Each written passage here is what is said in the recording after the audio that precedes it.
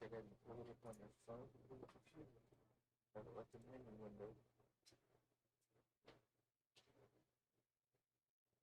Ah, there we go.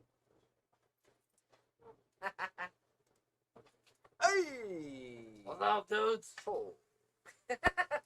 It's Crazy Peas. I am TPAW, Karnage? and we're going to talk about Skeletor, What If, Suicide Squad, and various other topics. It's been a minute since we've done this. Lots of stuff has come up. Few weeks have been busy as shit, and we have been overly occupied. Yeah, I mean, I was helping a friend with move out of their apartment this week, and then this weekend is my birthday weekend, by the way. So, yep, 2 days ago. if you want to wish me happy birthday, go ahead and do that in the comments, or otherwise you can go onto my YouTube, new YouTube channel. I think Twitter. It's TPAW, something about TPAW. I don't exactly remember the handle, but it's TPAW, something to do with a TPAW. Basically, and also that's a funny topic that I want to talk about real quick.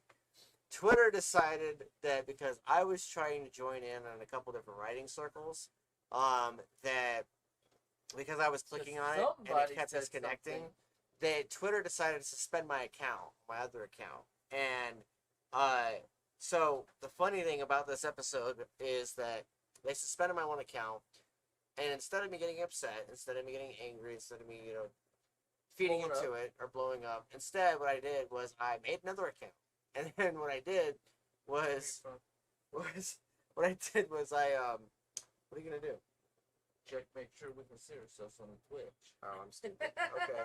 Remember I said that? Yeah. You talk, hand me your phone. I know how to do it. But basically, so Twitter banned me on not banned me, suspend me, and then they decided to say it's a permanent suspension. And then I emailed them twice, and finally, like 3 days later, they're like, "Yeah, we'll give you your account back." So then I have two Twitter accounts. But Peter SF something something something. That's my one account. And TPAW something. The handle. Basically, it's my face. It's gonna be the profile picture either way, so you're gonna see me.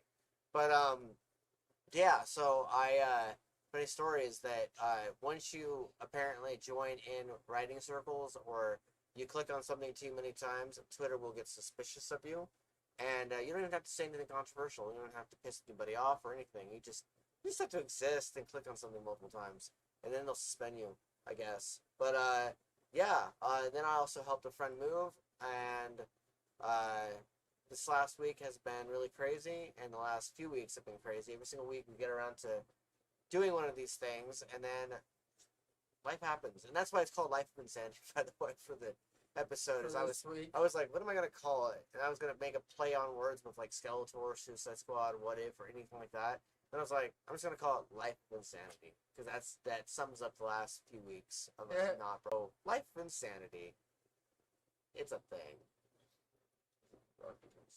Is it broadcasting? Because I hope it is.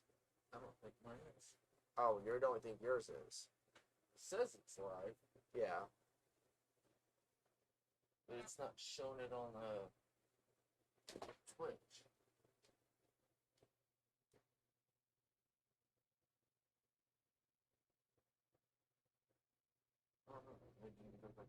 Yeah, here in Utah, it's kind of late, so like I'm not expecting everyone and their dog to try to tune in or Rash. Like this is basically going to be recorded, and then I'm also developing a website, by the way, and this is going to go on that website under an ISS feed, the audio version. So you'll see our pretty mugs on here, but you're going to hear our pretty mugs on RSS feed. So Spotify and everywhere else. Well, you don't send it to people? Yeah, I'm going to put it in the cop group. Oh, okay. See if they care. Well, mine doesn't say it's broadcasting, but at least we're broadcasting on YouTube. So yeah, no, I see it. No, go back to Twitch. I see it doesn't show it live. It probably will after it's done. I can probably show that it's recording because it's recording, right? It's live. It says it's live. Then it's live. Like true. computers and technology, they're freaking confusing. But fucking phones and stupid fucking service. Yeah. Well, no, I just wanted to make sure they could see both of our faces. Yeah. That's my nitpick on mine, because on here we get the computer to actually see. On this one, I can't see. Yeah, you see Skeletor on the upper right, on right next to us, like our neighbor. Yeah. He's gonna talk about Skeletor, and I'm gonna ask him questions about it. and then we're gonna talk about what we think about the first two couple episodes. yeah. I am gonna discuss things about the third episode that I'm like, it's not my favorite for sure, Yeah. but it's Well, isn't that usually where you find shit yeah. wrong with it? Because they've been fucking It's- up with episode 3, 4, and 5 on half the, or 3 and 4 on half the series we've When it watched on comes- Disney Plus. When it comes to wrong, that's not necessarily what I would put it as. It would be stuff that didn't work for me. Because everyone can write whatever they're gonna write and stuff, and you consume it. That's why it's called entertainment. But and it's really if your biggest problem Well, life is is that entertainment. if your biggest problem is that you think someone ruined your childhood, or if your biggest problem is you think that a cartoon Fuck is you, vision. yeah, if a cartoon doesn't live up to your expectations, which is why I found the whole Motu craze just beyond ridiculous. Bullshit. But because I'm a dad and husband and You weren't everything. in. Well, you also aren't one of the Even when masters of the universe from '80s because see, you weren't born until the even 90s, when The Last so, Jedi came out, I wasn't like flaming everyone on the internet and being like everybody else. yeah, I wasn't harassing the director Ryan Johnson and being like, "You ruined my Luke Skywalker." Like I was like, "Oh, it was a movie, okay." Getting over it. Because if your biggest problem is a cartoon show or a movie of some sort ruining your life, then you have the greatest life in the world because that's a first world problem. But Well, it's not even a yeah. first world problem. That's an egotistical problem. It's Fair. you didn't make how I think it should have been made. You got $500 million? No, then shut the fuck up, bitch. It's like, okay, what do you want the story to do? I don't know what I want the story to do. Then shut up. Then why are you bitching? Why are you complaining? If you want the story like- changed, write a what if or a fanfic. What if? And do it yourself. Yeah, exactly. And make your own version of it. Speaking of what ifs, since we're going to cover that, I guess, because that is something I want to talk about because it's fresh on my mind. What did you think about the first two episodes? I actually like the first 2 episodes. Yeah. I liked her coming, Captain Carter, coming back at the end of the first one, where it showed First it. one was such a replay of First Avenger that I almost don't remember it. But see, that was kind of the point. I know, but that I almost But don't I also remember liked because it it's where like I watched Captain They America took all over again. the Tesseract, and instead of Oh, it's using it, beyond adorable. Like I love instead of romance the and bad everything. guy gets it, America gets it back. So Tony Stark's dad, Arthur, gets to actually make the Iron Man suit that would have been originally made if he'd had the resources back then, if they wouldn't have lost the Tesseract. Yeah. And I'm like, well, no, that makes perfect sense. And because, Kevin Rainford, Captain America's character's actual name, Steve Rogers. thank you, Rogers. Brain fart. But, no, because Steve didn't get the serum to become Captain America, he became essentially the original Iron Man. Yeah. And I liked that. That's what I liked about it. That was honestly one of the neatest parts of the episode. To be honest with you, because I've seen. The part I didn't like was the little douchebag guest prisoner. I told them to do it. It's like, you fucking. He spends the entire cocksucking episode goddamn bashing on Marvel, Captain Marvel, or Captain Carter. Captain Carver, and like he spends the entire episode just and bashing her and telling her Stark and all these all other of things. them. and Oh, just yeah. being the biggest dick in the world, and then suddenly And as he's soon as like, the president, "It was like, my hey, idea listen, in the first place," and it's like that you they did it dick. because I told them to. Right. It's like Fucking bitch. it's like yeah, you told him to, eh? You didn't spend the first 20 minutes of this episode months in your timeline fucking Just being the shitting on me. biggest asshole towards her. Like, But I mean, isn't not that at all. politics? yeah, I mean, that's politics to a T. yeah, Yeah, absolutely. they only did it because I said to do it. It's like, no, they had the ideal. Me and him looked at it, we fixed it, so fuck you. Yep. They're like, nah, dude. The whole time we've been talking about before we got to filling out the paperwork for that shit, you know, for us, it's not we're douchebags. It's no. We actually followed the steps to do it, yeah. and because we're listening to everybody, and like with Alan the other night having a debate. That was I'm like, fun. no. It was fun to watch you guys. You have fun with your independence, but when you actually need to build a well because you run out of water, you have to find a way to give us. You're going to be giving up the the few resources to help the community to pay for getting the shit you need, so that way you don't have to be part of the community. Yeah. Because no matter what, the big businesses or the people who are certified to do what you need done to be an independent, first you have to have something to give them to pay them. Yeah, that's Because my whole thing is, and we've brought it up here, is let's take money out of the equation and go back to equal trade. Okay, well you work at, the convenience store, or the like Walmart sort of thing. You help everybody with their groceries. Yeah. So your part is, here's your allowance. You want a bigger allowance, you have to do more shit in the community to find another way to help to get resources from other people. Yep.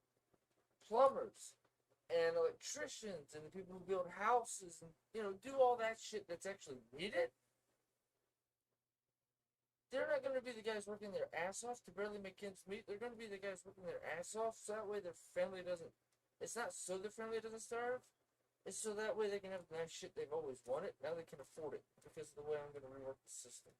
And he's like, that sounds good, but I don't want to be part of the system. Cool, you can be one of those weirdos who's like, I have a cabin in the middle of the woods. No, this is crazy. He wants to live in the cabin in the middle of the woods all the time. It's like, no! Because then everybody knows where you are when everything goes to shit. Yeah, no, it was an interesting conversation hearing you go back and forth, especially when I was like going, well, if we're gonna be, governing anything, then we have to pay attention to like how much water everybody has, and especially if like you're in a drought or Yep.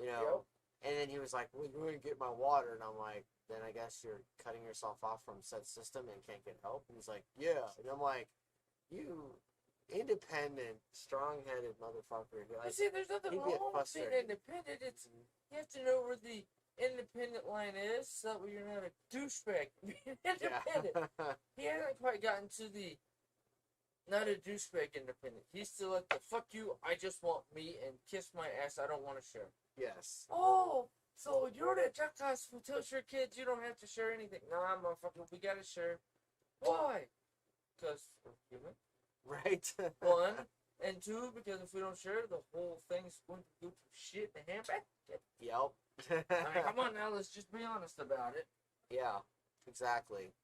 And I don't know, like, that whole thing, that conversation, it was intense. It was intense to a point, but it's mostly because the kind of guy he is, I know that there's so many people out there that are just like it. Oh, yeah. But it's the thing. Okay, but with what you do right now, if we convert that into the new system, you get the apartment. You have your apartment. But that means you're still living in the system because you're in an apartment, you work here, so you're part of the system. You can't be 110% independent like you want to be because there's not a way to be outside of the system, because to get what you want and to keep the life you have slightly improved, yeah, you're still doing the in the system shit. Yeah. I mean, I have nothing wrong with people being independent, but it's like, dude, you're already part of the system. You bitch because it doesn't work the way you think it should work. If I get it to work the way you think it should work, then technically you're not independent, you're part of the system. And no matter what system or what government you move to or leave, either it's, you think it's better, like Canada. Why aren't we like Canada? Oh, so you want to be, what's the word? So you want to pay 3 to 10 times as many taxes as you pay now? No. Well, that's what you got to do in Canada for everybody to get free healthcare. Yeah. And it's not 100% free. It's free up to a certain money amount. Mm-hmm. I mean, and for most people, that's like, well, I don't go to the doctor that often, so I never freaking hit the, limit. So, it's no worries. Yeah. But they pay for it out of their taxes. That's what a lot of people don't get. By the way, for part of the episode, that mic was over there, and I didn't even realize the mic was over there. Well, so, no, I was watching where our voices were, so we were still good. Everybody could hear us. Everybody could hear us just fine. Yeah, no, I was watching the bar. Okay. So I learned that from doing broadcasts at home, playing Anarchy Online and playing Minecraft a few times I broadcast a week. If I broadcast. And as long as this, because the microphone's on my headphones, there's been times where I don't want to hear what's going on in the game. I literally set my headphones essentially right here on my desk, and I look. The bar still goes to a decent height. Everybody can hear me, so I talk and play. Yeah. As long as it doesn't go to red, I'm good. Or as long as it's not here Yeah. in the 40 range, as long as it's over that, the 40 dot, Yeah. I know everybody can hear me. Because one, I'm loud as fuck, and two, I'm just there. Yep. No, but it was crazy, like, seeing that conversation and seeing how it went. And it went for, like, 2 hours. Like, it was kind of insane. Oh, I And knew it as soon rained as you so started much. bringing stuff up, I'm like, okay, yes, no, we're going to have a debate. Okay. And also, it brings to mind, I went to the state capitol recently, by the way. For you. Yeah. Like, I was there had fun with originally. that. I was there for a wedding to the church that was across the street. It's like next door. But before then, they said they were going to push off the wedding for like an hour. So I was like, hey, Bri, let's go to the state capitol. Let's just go have fun. So we went over there to take pictures and stuff. And then eventually I was like, can you imagine being inside that building? And Bri was like, I guess. And I'm like, let's do it. Let's go inside. And so he's like, okay, whatever. So we went inside the building and kind of hung out in the visiting area. And then we went out into the hallways and saw the paintings of all the different governors. Governor Herbert, yeah, that guy. And then like so many other people and stuff. And so I actually went to the state capitol. We talked about, running for governor, running for lieutenant governor. I went to the state capitol recently. It's pretty cool. Got a lot of really good pictures of the lovely couple that were 70 and 73 years old. So it's never too late to get married and start a new era of your life, if you will. So it's like, it was great too. I got a picture of her floating, like it was like she was floating on air.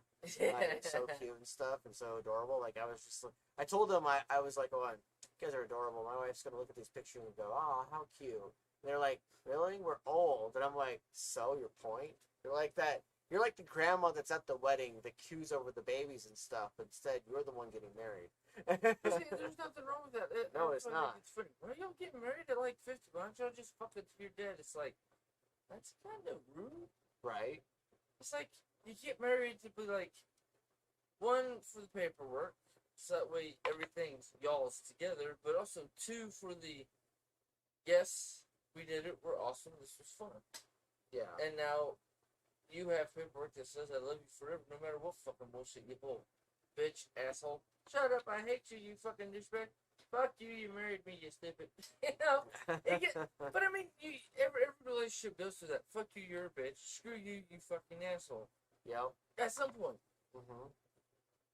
I mean, because it's like, they never argue. No, motherfucker. What you don't see is they don't argue in front of everybody. You don't see behind closed doors. They still argue. It's just not outright rage. Fuck you, you're a bitch. Screw you, you're an asshole. Yeah, they argue To all the the time. extent.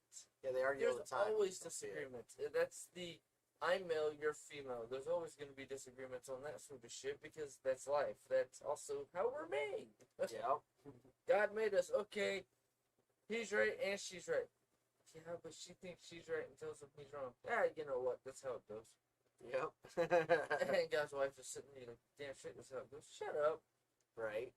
I got the job to build this shit. You just here. Yeah. So, what did you think about episode 2 for What If series? Like, what if Black Panther was Star-Lord? Actually, I thought that was an interesting outlook on it. Like the part where on how it would be. We picked it up, and because he got lazy and didn't go get the kid himself, they picked up the most clearly not who I told you to go get. Yeah. And for me, I gotta drop that in here. But I mean, for me, I loved it. It was hilarious. It was fun. I got a kick out of it. The whole freaking situation, and how he kind of like, no, we're going to do the right thing. I mean, there's a little bit of wrong in it, but we're doing it for the right reason. Yep. We have good intentions. Yeah. And I'm like, oh, that makes sense. I like that. That was one of my favorite of the What Ifs so far. And then there are 3. But that was my favorite. I haven't one. watched the third episode yet, so that's why we're not getting into that one fully. Captain Carter was cute and adorable, and I actually got to see Steve I thought that was funny. wear the freaking Iron Man suit. 6'5" Yeah. woman, Yeah. big tits, big muscles. And and she like is trying to go after Steve still, and you're just like, oh, this is adorable. And No, I'm like, lucky bastard, get the she Yeah. gonna. she gonna wreck him. That's an understatement of the century. Gonna lift him up the wall and then wreck him. It's gonna be the fantasies that guys think of now. Yeah. Well, like not all guys, I but mean, some you guys. saw the memes on the internet of No. like. Oh, I really? didn't even look at them, They- dude. I'm like, no. They I don't took want to an, see it because I already know what's there. Yeah, they took a. In my head, it instantly went, no, I know what the fuck they're saying. I don't need to see They took this shit. Steve Rogers' head, like the guy who plays Steve Rogers, and they photoshopped it onto like a female's body, like a very slender female's body, and like wearing female clothes, and it had her like holding him up the wall, and it was just her buff self and whatever, and it was like a side profile view, and I was watching it, and I was like, well then, okay. Well, that's what some women want too. I love you. You were mine. Fuck you. Yeah. And they're like, oh, yes. That's why it's like, you, with some of the conversation we've had, it's like, everybody's like touching and poking my muscles. Uh-huh. Yep, it's like. I smile and you're like, this is weird. I'm like, no, this is the goal. No, it actually feels. And good, you're like- seeing it now. Like, I mean, when it first started Not happening, that, like, like- what was it, 2-3 weeks ago? You're like, what the fuck? yeah, And I'm like, gra- yes, no, granted, this it's is the like- end goal. not what I romanticize is the notion of like someone trying to poke your arms or whatever, but at the same time, like I kind of go, oh It goes shit, back to the TikTok I was showing you. yeah, He's doing the boom boom, thing. Yep. I can't do it because I don't have good enough mind muscle connection because of my disability, but you can do it. And the thing is, with that, he was doing it, and she went, "Wait, you can do that?" Ding. And for me, I'm like, no. That's every guy who lifts heavy weights and has the big fucking pectoral chest. It's like, yes, yep. you have man boobs. Squeeze Mine my more fucking muscles. Mine are more visible when the shirt's not on my chest, but I'm getting to the point that he is. We're not to that part of TikTok yet. Oh wait, that's OnlyFans. Dude, like his chest was like bar on his like the pecs and stuff. They were so There were close actual together. boobs. They were so close together. They looked like man tits, but they were full of like they were just muscle. They were just like. Burp, burp, burp, burp, burp, burp. I had a counselor in high school that was built like that. Yeah. I mean, he was a big dude. He was just, and it was like, it's like, are those tits actual muscles? Are you fat or? And then he stands up in the way, when you stand up, you got muscles and everything flexes. I'm like, oh, okay, he lifts heavy shit. Wasn't even a second thought. I'm like, okay, no, I'll get along with this guy. Okay, yeah, you I do like gotta see it lifting through heavy the shit. Yeah, it's the. I mean, with me, because I don't have the underneath definition, or you'd see it. But, that's why I like to do the certain exercises I do, because it gives me definition. Yeah. I'm still working on definition. Yeah. I mean, because you've seen Nephi. We don't actually show off our pectorals. Yeah. No matter how fit we get, it's like the six-pack. I will never have one. Are you okay with that? Hit me. You'll see how okay I am with it. My hand! Like when Am he I said okay with it? like I when have a he's- fucking six-pack. I just can't see it. Like when that fucker said that he hit some guy and then dropped him without even moving. Yeah, because the guy hit Nephi and ended up hurting himself. Yeah, But I his mean- hand. That's Nephi. But he's the skinny guy. So no matter what, he's always got the muscles right there just under the skin. Yep. That's like I've talked about it many times with him, and even with you, I've talked about it, because he's like your brother a little bit. Yeah, look at me, I'm muscular. No, you're small. You have no ounce of fat on you, so anybody sees is the muscle. Yeah. Excuse my word. But it's the thing of, you have no muscle, you're just skinny, bitch. Yep. Don't even. Makes You don't sense. overindulge in a way to enjoy life. You just enjoy your life with food, but you're not I enjoy so much food, I'm a fat ass. Yeah, that is true. And you know what? I'm okay with that. That is fine. Did somebody put script in there? No, it's just this is what the homepage will look like with the picture. I say change the text color. Text coloring is too white. Yeah. Maybe make it black. No. Because you have the pink in the background with a little bit of black in your gray shirt. Yeah. And with the blue there. You need to have... Red. Well, no. Like, just a slight either tan or yellowish tint on the letters. Even if it's just on the outside, keep the center white, but have an outside tint. And because you have blue and red already in there, I think yellow would make it bounce out more. Kind of like we were going over the letters here. Because you put the dark blue on the inside, I'm like, we'll do the light blue for the outside of the letters. And it popped out perfectly. So maybe I'm the orange or yellow? Yeah, an orange or a letter, like, outline around the letters. Still keep the center white.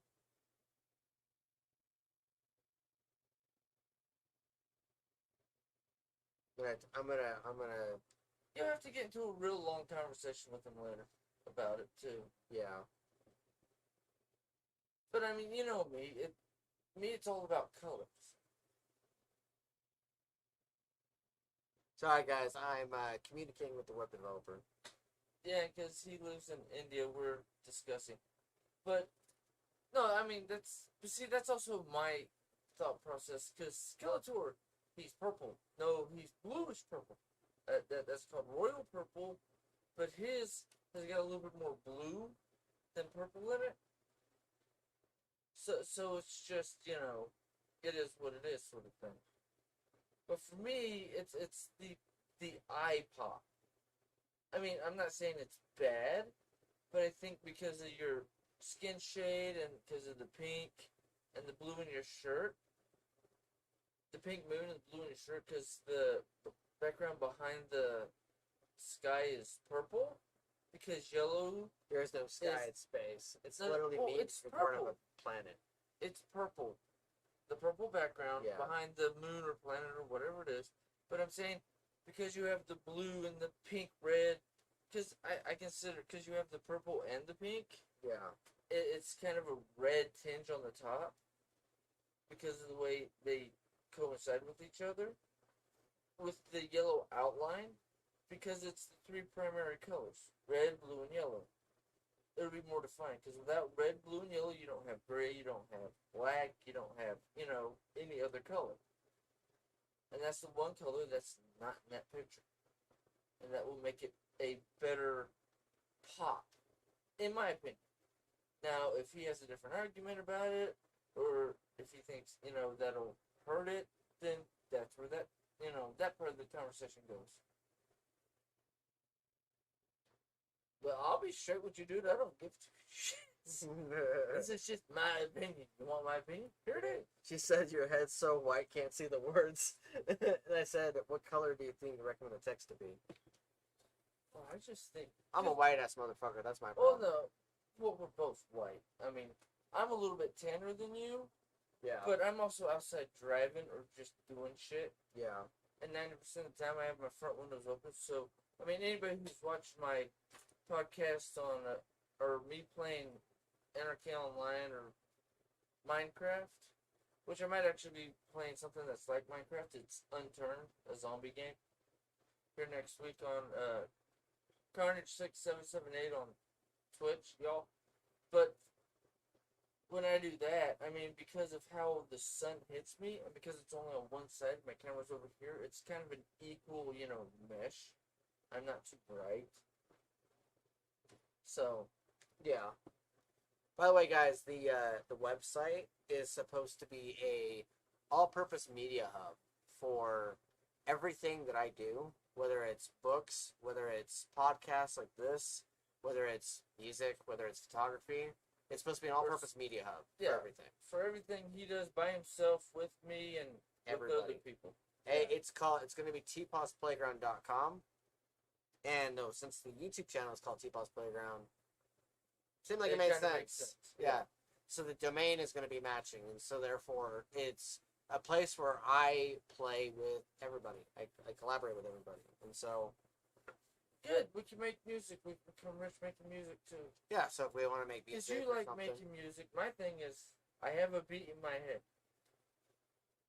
Let's see if we can turn it into something. I mean, because we even talked about that ended up being a subject this week we were talking about, and then it ended up popping up with your brother yesterday because he actually asked, and I'm like, well, dude, That motherfucker was don't like, have "Can I quit instruments- music?" And we're like, "No." no. Well, like, you said not at no. I'm all. like, well, first I want you to answer my two questions. He's like, no, you can't answer my question with a question. I'm like, motherfucker, who is the most famous asshole who does that? And everybody loves him, and he's the one who's going to save our souls. Jesus, pay attention. He's the one guy that everybody knows who the hell he is. Whether you agree with him being, the Messiah or not, everybody knows who the hell he is. Everybody knows 90% of the lessons he taught that have been written down on book, in book form. Whether you agree with the Bible or not, even in the Quran, it talks about how Jesus was it calls him a prophet instead of the Messiah because they think Allah is the Messiah. I'm like, okay, but what if, now this is just taken from the Christian point of view or from a third party point of view, what if they were both prophets and we haven't had a Messiah because technically nobody's pure enough? Yeah. But that's also my neutral / Christian, Muslim, Native American, pagan, whatever the hell you want to call it, and like Judean and all the religions I've looked at and researched stuff. I mean, I've done so much research, it's freaking hurtful to other people's brains on religions. But the thing for me is, it works. I know it works. It's awesome. And the viewpoints that most religions have, even Hinduism has a lot of stuff in their book talking about how to work your life and how everything was created. It's all the same thing. 90% of the stories are the exact same. Some guy in charge or gal created the earth and the universe. Or the multiverse. Either way, that's what it is. And then, what happened? There was a flood. Took out 90% of the population. Or 95% of the population. Yeah. The only difference is we call ours Noah, we call ours this, we call ours this. And guess what? If you look at all the stories, it's the same motherfucker, just telling it from a different point of view. Yeah. That's the thing. The thing about religion is it's such a universal concept that everyone has their version of it, and even within the same religion, they have their version. I explained it perfectly on TikTok earlier today. Because I just got on, to see what videos were posted, and just to scroll through. Just to see, Yeah. Because I'll get my usual people I'm actually following, but I'll also get random shit. Ooh, excuse me. That came out of nowhere. But, and one was talking about, actually, there's an infinite number of yous. There's the you see, and there's the you that everybody who knows you see, and everybody who's never actually met you, but has met you for 2 seconds by saying, okay, have a good day, or hi, to a random person in the street. Yeah. There are a million, or an infinite number of versions of you everywhere, in somebody's mind, somewhere. So, no matter who you think you are, variants, and who everybody else thinks you are, technically you are all those things, and at the same time, none of those things, all at once.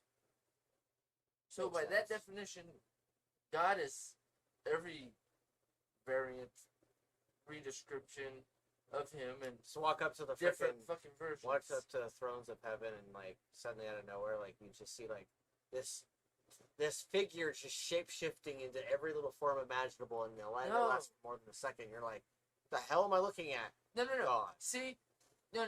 See, I've already figured out that part, and I actually already know that part. You see your version of God.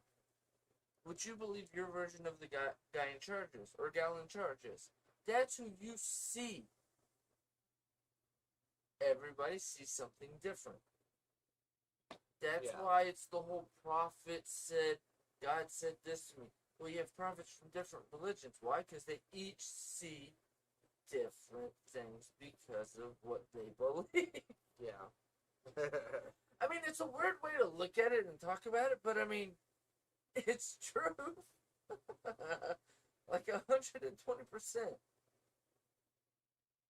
Yeah, I'm There's like 15 different versions. That's where the whole what if series comes in. Well, what if this happened instead of this? What if this person did this instead of that? Sort of thing. I mean, that's like the 3 different versions of He-Man, the 3 different versions of Skeletor. That's like in the 2002 series of He-Man Masters of the Universe, they kind of went into, on the first episode, about Skeletor being He-Man's uncle, the King's brother. Kind of like I was talking about how it's Scar. It's the other brother that didn't get picked to wear the crown to be the heir. yeah, makes sense. But part of the mythos is the acid Yeah, that he tried to use to take over before it became the Castle of Grayskull when it was still just the council building. Did they go over in the Masters of the Universe revision or revisit or whatever? I can't remember off the top of my head now. But the new one they came up with, they actually show what it originally looks like because that's what it was. It was the council of the planet that ran the Talking magic. about like in the cartoon show where they show Yeah. like the skull castle. Yes. Yeah. The Okay. castle. Castle of Grayskull. Yeah. What it actually looked like when Skeletor took off the Castle of Grayskull, basically paint job over what it originally was. Yeah. It was that council that he tried to stop. And because he was trying to stop them from making his brother the king, because he believed he could be a better king, because he could fix the world, because he had a different ideal than his brother on how to do it, and he thought his ideal was better, but because he tried to force everybody to follow him, that's where the issue came in. Yeah. I mean, yeah, that's funny. Your podcast is on the screenshot. Yeah. I love that. Everyone that I talk to knows that I do it, so. Yeah, no, same here. But, I mean, it's the thing of, he tried to get him, and what he was, the acid he was trying to use to threaten him ended up getting splashed in his face, which melted off his face, so he had to use the magic. Basically, Evelyn was already falling in love with him at that point, but the magic they used, because he doesn't have a face, changed his body, and that's why it's the color it is. Because it's not breathing and it's not connected to his brain and everything like ours is, so it changed colors. Basically, it's a living, rotten, dead body. Okay. Connected to a no head, brain still attached to the spinal cord and everything. That's why he always wears the hood 99% of the So time. you're saying There's a few times it comes off. accident, or that he like was almost. It was killed? accidental that he doesn't have a face, and only because of the magic. And that's why he has a little magic staff. Because of the magic that had to be put into him, now he is essentially a master wizard, or basically a master magician. Wizard, sorcerer, however you want to, define it, D&D, or whatever, your thing is, Yeah. that sort of stuff. He became that because he had so much of magic enveloped into him to keep him alive. Because technically he should be dead. And that's before you find out in the first original He-Man, they didn't go over it in the cartoon, but they kind of went over it in the comic books. But when they went back to doing the cartoon series, they didn't go deeper in depth to say, yes, this is actually part of the mythos, this is actually part of, canon. But because it was in the comic book, which was as canon as you could get with the series, because they decided to no longer broadcast it. And even the developers of the TV series said, no, that was our ideal, but because we couldn't get the funding or couldn't get the backing to do a TV show anymore, it just became part of the comics. I mean, that's been the story since, like I said, in the 80s. He's always was meant to be the king's brother. They didn't show it in the comics. They didn't in show the it in the TV cartoon. show. They didn't even show it in that animation. Well, no, they didn't show it series. in the cartoon series in the 80s. They showed it in the 2002 series. That was like within the first 5 episodes of them showing how Adam got the He-Man power, how Skeletor became Skeletor. But why didn't they the went King over guy? it.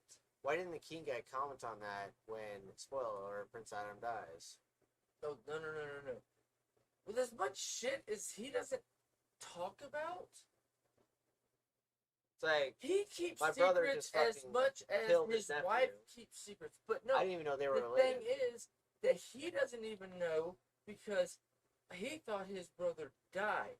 He didn't know that Lynn, as we find out in the new series, because they went into that, and I'm like, okay, good, they actually used that. Because that was part of the comic books. They talked about it in the comics. They didn't do it as a series. I'm liking that they're taking some of the actual backstory and putting it into the cartoon series. Okay. Right, That like, because she's Lynn and because she fell in love with him, and he ended up becoming Skeletor, the most, basically the ruler of all evil, is what it's determined because it's him versus his brother. But even the king doesn't know it's his brother because he doesn't have his face. And because his body shade has changed because of the magic to keep him alive. Okay. He doesn't even know. The only one who knows is Evelyn and Skeletor. That's just that's the factoids I And have. it seems like Skeletor's only major priority is world domination and power. Like he has no emotion whatsoever. Did you no ever? humanity Did whatsoever. you notice what he said? He said, he disappeared in the he first said, episode. "If I cannot be loved as a man, why not be loved as a god?" That's what he said in the show. Yeah, but he also gave hints because we're not going to let you take over the world. No, what you don't understand, because he made a comment about it, that he's doing it to save everybody. Because they're getting, now it doesn't go into it, but it's because they've become too dependent on the machines.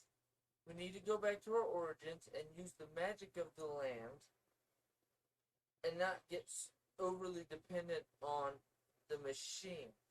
Basically, just like Narnia and, what was the other one? Lord of the Rings. Yeah.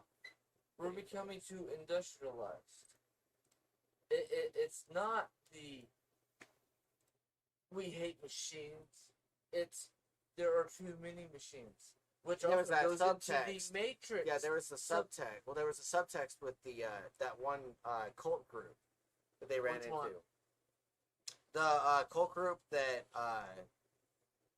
the Mechwoods. yes, that they ran into with the guy with the one eye that spins on his head. The Tri-Eye. Yes. Yeah, from the original series. Because Skeletor wasn't there and he took over. And because he's basically a android. He's like an android hybrid. Well, it's either android or what's the other one that's half human? There's another one. Android's a name that they use, but it's not a proper name because android's just a machine. Yeah. It's what's half human, half robot? Fuck, I can't remember. Android? No, Cybernetic? just look it up Cyborg? on Google. Literally, yeah, Cyborg. cyborg. Yeah. Thank you. But you're a cyborg. You're human outside with robot pieces on the inside to make you better. Yeah.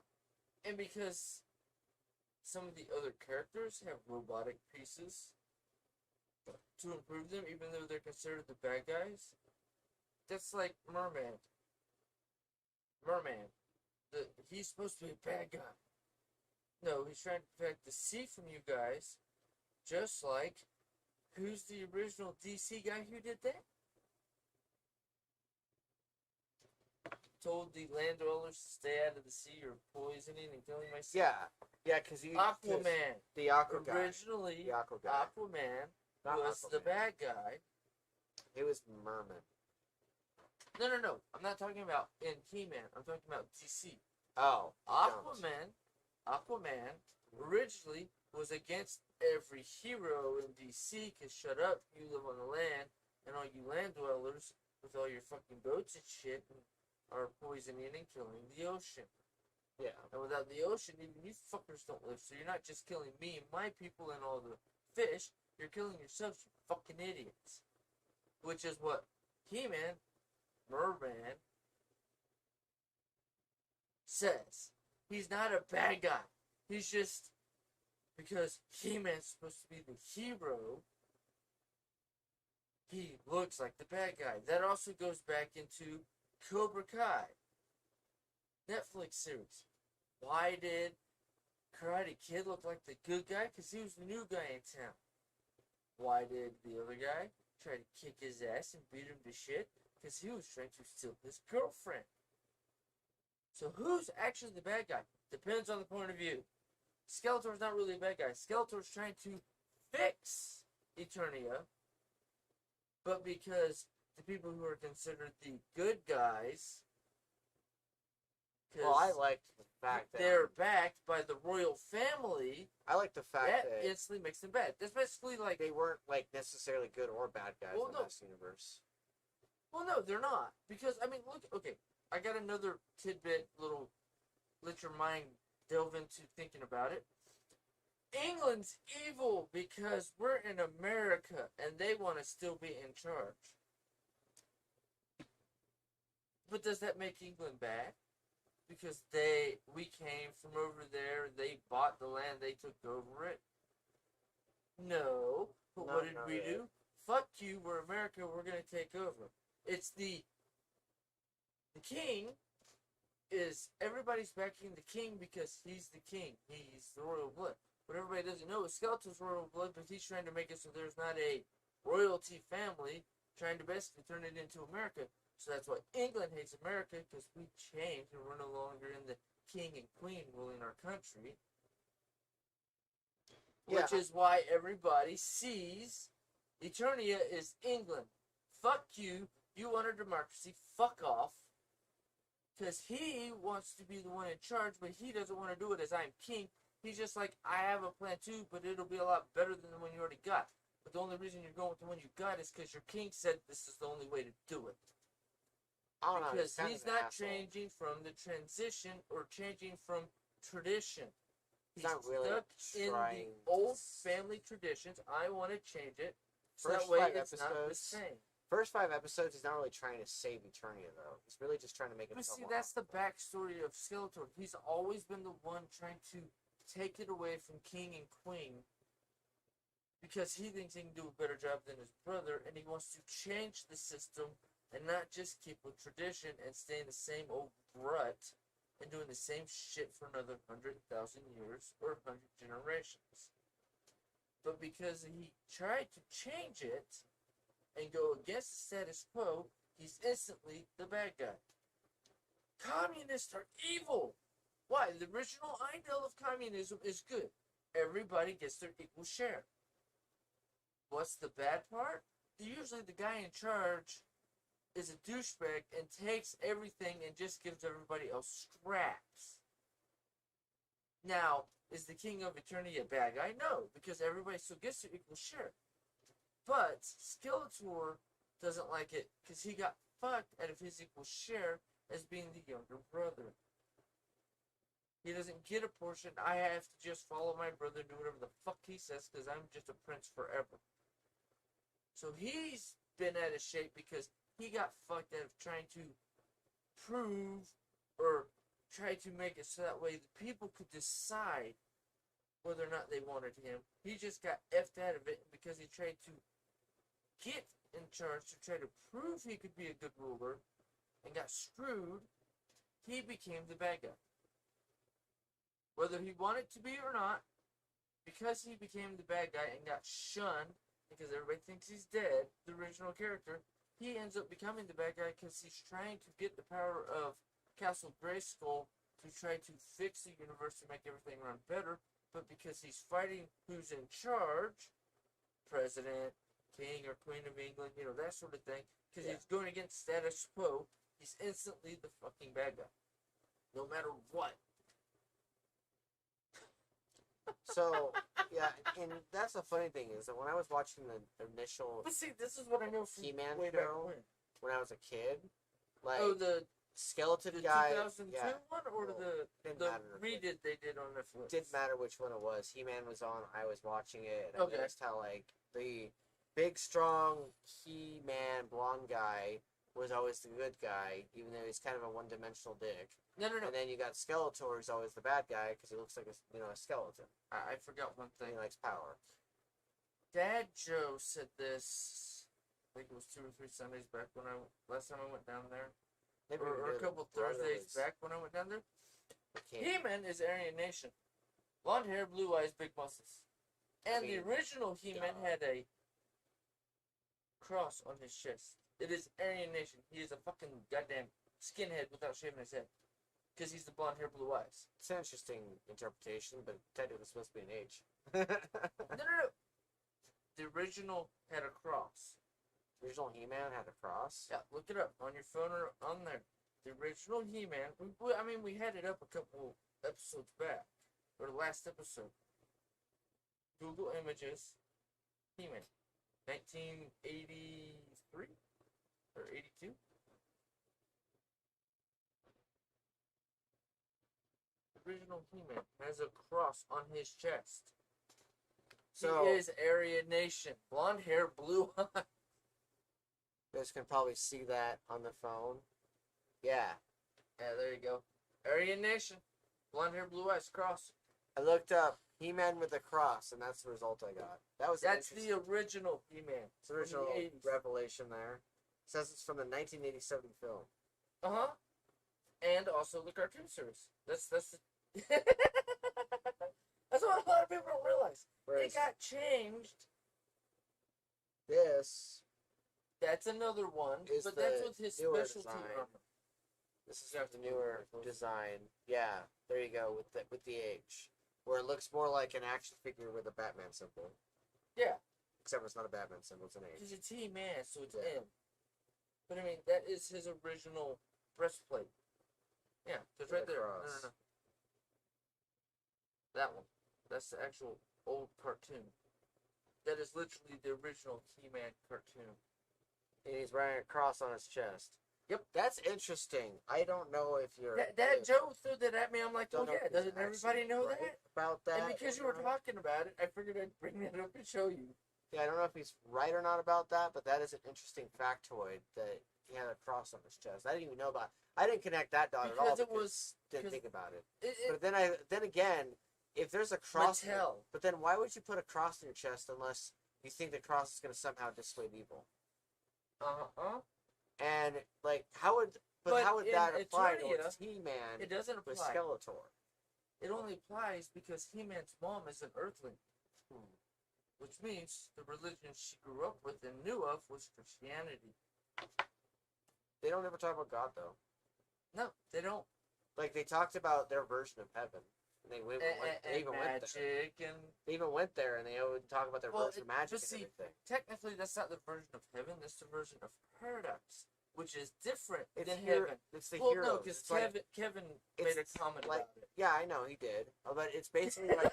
Remember, I was telling you that on the very first review we did, where I said Yeah. it's basically like a Lyceum for the Greek Yeah, mythology, it is. where the heroes go to the. And they even said that in the show. They said, you can't. Not everybody comes here. You have to like really do Earn something, something. gargantuan and grandiose. You have to to even earn get your here. right. Yeah, and so everyone else goes to the underworld, but they go to They go to the paradise or the Elysium. Yeah. So it's kind of interesting that he's got a cross on his chest because it kind of brings up the idea and the Christianity thing, yeah. yeah, the concepts like it enters your synapses and makes you think, what the flying fuck? It's weird. Here's a deeper thought. Original people who came up with He-Man before it became a TV show, Mattel. Bunch of white motherfuckers trying to just make money. And where did they get... in a predominantly white country where they like to sell in toys. America. But He-Man was supposed to be Trying to say that Conan the Barbarian without being Conan. He was supposed to be the American version of Conan. You trying to say it's racist? No. Which means American. Think about it. American back then in the 80s. White supremacy. Yeah. It's just an automatic. I hate thinking about that shit, but But, maybe it's I mean, real. it clicks. You already because- know I hate racism, but No, I maybe know, but I mean, growing that's so up in fucked the up 80s though. and looking back Connecting at a what happened when I was a child's little toy. shit and I didn't know, Yeah. and looking back at all the stuff I grew up with, all the TV shows and some of the stuff, it's like, dude, the white supremacy was everywhere, bitches. How did nobody know this shit? Connecting that shit to children's toys is just asinine. But I mean, it's if you go back far enough, that's just how they thought because they still hadn't It's like evolved to the point where isolating we've an evolved entire now. part of your society based on your sexuality choice. That's like everybody defend. What's everybody's new thing to defend themselves as? I am whatever I decide I am. Identify as a Male, helicopter. female, or whatever the fuck I want. Identify as a helicopter. Identify as a lightsaber. I once asked that as a joke, and apparently I identify as a dragon, but you know, it's all good. I literally asked because they said you can identify as a helicopter now, and I'm like, can I identify as a lightsaber? One person knew it was a joke. The other person was like, you can't say that, and I'm like, well, why not? Why can't you say that about me? I can't say that about you. Like what? But like You getting anyway. offended because I brought up a subject you don't Yeah. like, or because I proposed it in a way you don't accept as normal. Right, and it's like But technically, nowadays, normal is complete bullshit, and you saying I'm not respecting it, or because I gotta suck George Lucas's dick, because you're that big a fanboy, dude, breathe. I'm one saying it as a joke, and two, I'm saying it to see if you actually have an open mind like you're saying you do. in a world where we get Mandalorian, Star Wars, and we get new Star Wars, and we even have fans on YouTube, fans of Star Wars, who recreate the scene where Luke Skywalker comes back in Mandalorian Season 2 and grabs Grogu, and they've got fans recreating that scene. It's a glorious world. That's what I look at. But I see, look here's at the that. thing, though. Positivity. That's like me. Are you a Star Wars or Star Trek fan? Actually, it's the same universe. What? Look, actually, look at it. Star Wars is over here. We are in the outer realm where they haven't, figured out how to get to, and they didn't show it until what was it, the Last Jedi or whatever, or episode Last 8. Skywalker or whatever. Well, you've got 9. We've got Whatever the 9 is, where Rise they of Skywalker. they needed ROS. the special technology to find little mini zap points to go, but everywhere in between they had to fly. What if they got from here to here? Your hands are off the screen. Here is Star Wars universe. They got to here, which is unmarked, Yeah. and basically the nowhere zone. Earth is all the way over here, where Star Trek is happening. But if you pay attention to Star Trek, they've only gotten to here in exploration. They haven't gotten over here to the part where Star Wars just got at the last fucking movie. They got another 150 years to get all the way over here. It'd be like passage of the screen back to the actual Star Wars universe because it's so far out, so many light years away. It's not even visible by the powerful technology they have at the end of the Star Trek series. Yeah. It's past the Delta Quadrant where Voyager went. It's like 5 or 6 more freaking quadrants over, maybe even 10. That's how I look at it. It's all in the same universe. It's just so far apart, they don't know about each other. Okay. So you're seeing This is my universe. so you're In my head, this is my head in your, canon. in your head canon, Star Trek and Star Wars are in the same. Universe. Okay. Because Interesting. Weird. it even talks about in some of the mythology, which they now have a legendary for the Star Wars books, that the original human race was stolen from all the hell way over here that we don't know how to get to anymore, so far away, and brought to where the Star Wars universe is as slaves. So by that dynamic alone, they came to Earth or something in our universe where the same evolution happened or similar, and brought them to the Star Wars universe. And when they decided to rise up against their slavers, Yeah. because they found the Force, because they talk about it, in the actual, it's part of Legends. But when that's part of Legends. That's like, well, there's no actual confirmation. They never made it canon. But dude, if you look at it, technically, that makes Earth part of the Star Wars universe, which makes Star Trek part of the Star Wars universe, because Star Trek is just supposed to be the future. Yeah. They came here back in the days before, carriages and shit. When we were still big, dumb, We're still a big dumb ugh. well, cavemen. Yeah. We didn't have enough technology, but we were just getting into, horses and carriages. That's how, small our technology was then. And if you go by that dynamic alone means, and by the He-Man dynamic, because you have more cords than No, they just got wrapped up in each other. Ah. Oh, baby, come here. Hey guys, this is my cute little backpack that I take places. He takes everywhere to do everything. But I mean, that also means that technically, because they were testing out in Earth Star Trek type technologies, and that's how his mom, He-Man's mom, accidentally basically warped or whatever, it went further than it was supposed to because it was a test technology to open up a wormhole. She got to where Eternia is. So technically, I can even throw that fucking whole goddamn universe and mythos into my universe headcanon. So you have a lot of. I can match it all together. It's all in the same universe. But the thing is, it's not universe as we think of it as we have 9 planets. No, it's the cosmos. It's not really a universe. This is the cosmos, and this is all of the shit that fits into it. So do you fit everything that's fiction in the same world? In the same cosmos, yes. Because if you have an infinite amount of space, and even science has proven it, everything's moving further apart. So there's an infinite amount of space to put infinite amount of worlds, infinite amount of stuff. So if we are not, even if we're the 1 in 5 quadrillion chances of happening in, universe, perfect, what is it, the Goldilocks scenario of our Earth is the 3rd planet this far away from the sun and it's equal, all that stuff.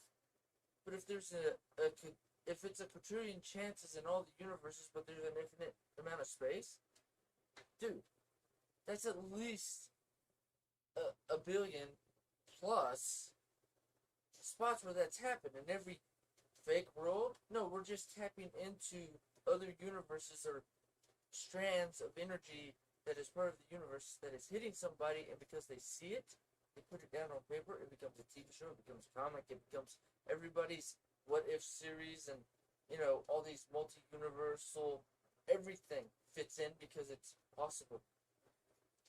That is some big brain shit. That is some deep shit. My brain is worrying. What the fuck? Spelled you. Because the way I process it I'm is just laughing different. because I see you process. God damn it, my brain. DC and Marvel, Star Wars, everything fictional, they're all technically separate universes, but the way your mind sees it is it's all the same. It's all the same. Darth Vader, Harry the Hellhound, universe, Fresh, Skeletor, they could all be hanging out. Yoda. If they found a way to get to each other's planets, they could all just sit there, shoot the shit, smoke some pot, and get high, and be like, "This is awesome." You're gonna make me write a fan fiction, which is just combine them all it's together. already off in my head. If you need a line, I'll give you a line. Just remember, this motherfucker gave me the idea. He gets half the money. Or here's your quarter, bitch. You have to go on fanfiction.net because all that shit's copyrighted. Or trademarked. No. You just have to slightly adjust the name. It's not Skeletor. It's Skeletor. Skeletor. Slightly change it, and instead of him having a skeleton face, what happened was he lost an arm, and that's why he's blue, because he needed the magic to keep his arm still movable and shit. But the thing is, it burnt off the skin and the muscles, but you still see all the nerves and the blood vessels. Because technically, always you never wearing see blue the and inside of purple. Skeletor's head, so he still has a brain in there, and Magic's holding it, and it's still wired. That's why they never show the back of his head, because it's still wired into his body. Why is his staff in the shape of a circle on the top? That's not his stuff, remember? That's the one he stole from Evil when he came back. Oh, duh. Yeah. Why is her staff got a circle at the top? Like, why does it seem like some sort of symbology to me? That was my squirrel brain happening. It's the Egyptian pagan symbol with the cross with the it's an oval on top or a half circle with the little point at the end, an upside down raindrop. Mm-hmm. That's the equivalent. No, we're not gonna make it exactly the same because look, they even cut it off with just a straight line like it's a cross. But because they did that and didn't make it a drop, see, we're not stealing anybody else's product. We made it different by changing it slightly. We changed it. Oh, so you took reality, turned it into a fan fiction, edited it slightly, and now it's a cartoon, so everybody considers it canon. And the world's called Eternia. So is there like some sort of eternal quality to Eternia? No. Then why is it called Eternia? Because that's what the people who originally became the ones in charge decided to name it, and that's only the part of the world that agrees to be under the king's rule. The other half, I don't remember what it's called, but I mean, you search it up, it'll tell you. We're having you revelate it's everything. Two different halves of the world. That I haven't half seen. of the world is Eternia because they follow the king of Eternia's rule. Because like I could follow He-Man now a little bit. Because that's like me talking to you and saying, okay, we own America. What? No. Canada, South America, Mexico, agree. We're all just one nation. We are America. Who owns America? People? Nobody. Technically, nobody owns anything. Because the president's just serving the country. He doesn't own anything. Okay. Like, he owns it as a citizen. Okay, we're going to go by presidency. He got put into office to make sure that the books were straight and that everything ran equally. But everybody who actually runs everything doesn't have a name, still gets a paycheck, and that's called the we don't talk about it department. No, that's every Black Ops. No. CIA is level 1. The people actually run the whole fucking goddamn government and fund everything and have everything running, who actually own part of every company that's technologically advanced, sells you everything, your TVs, your computers, your monitors, actually own every other company in the world, and because of the way they own everything, without them, the world wouldn't work the way it works. Illuminati conspiracy? No, speculate. There's always somebody backing everybody else. You gotta get your backers to start your company. In the end, they own enough of every company to run it all. And if you go with the alien theory, technically, we stole it from the aliens that crashed on our planet. But the funny part is, the ones who came to see what happened to their buddies who didn't come back home, we made agreements with. So technically, the aliens own Earth. We actually don't own our own fucking planet. That's why I said we need to unite as a planet, so that way we can take it back from anyone and anything that's already here. Just says there, fuck you, bitch. I was raised here. I was born here. My genetics come from this planet. I will kill you. Did you know octopi are type of aliens? Yes. My dad told me that months ago, and I know I had heard of it before, but when he told me that scientists said that octopi are basically genetically so different from everything on Earth, they're basically alien. If we go by that dynamic, and by stuff I've seen, by scientific stuff, growing up in the 80s and the 90s and seeing shit that came out before then that everybody said was crackpot, technically, because humans, what we consider ourselves now, human beings, Homo sapiens, because of the evolution of our race, we are actually the worst thing that ever happened to this planet. I mean, that's not going to be a debatable anything. People won't agree with that instantaneously because humanity hates itself. Well, humanity as a sum is the stupidest fucking goddamn organism ever. We are literally the leeches of Earth. I mean, somebody's already said that. I mean, actually, no, I'm the one who said it the other day. Remember we were talking about how we're... Yeah, global warming is a thing. And because we cut down the Earth's hair, trees, Yeah. and burn it to keep ourselves warm so we don't die in the winter. Well, also there's And even before we all built the houses, smoke in the we air did it from all the in caves. fires and shit. Like it feels like with COVID and it feels like with all these fires and these natural disasters and shit, it feels like Earth is trying to cleanse itself of us. Dude, every big disaster, the Black Plague and everything since then, look at the numbers. Every so often, the Earth kills off a third of the fucking goddamn human race. Why? So that way it has more room to breathe. And who's the only one who's worried about fire? And everything burning down? Us. We are. Why? Because we cut down the trees. If it burns down or burns, I can't use it to build a house to show somebody else in to make them pay me money. So that way now I'm a rich expert. Which goes into our dynamic. You now own your apartment partially, and every year you own more of your apartment, and it's cheaper for you to pay because you're more deeper into it. We were talking about that yesterday. Here. Well, that's why I brought it up because we talk about how there should be like a partial ownership to apartments, like you know how when you buy company stock, it's like when renting a house. When you become an employee of a company, some companies will give you stock, like with Verizon, they give us stock, and so if you're paying into an apartment for like 2 years or more, then you every year that you're continuously staying there, your stock with them goes up because you're putting more money into you it. own more of the property. And so you should be able to join into a ownership of the ownership agreement of the property in which you pay like 24% sales tax because the sales tax gets divided in half between you and the complex. Whatever they're paying for, you pay in half. And so you help with repairs, you help with this, you help with that.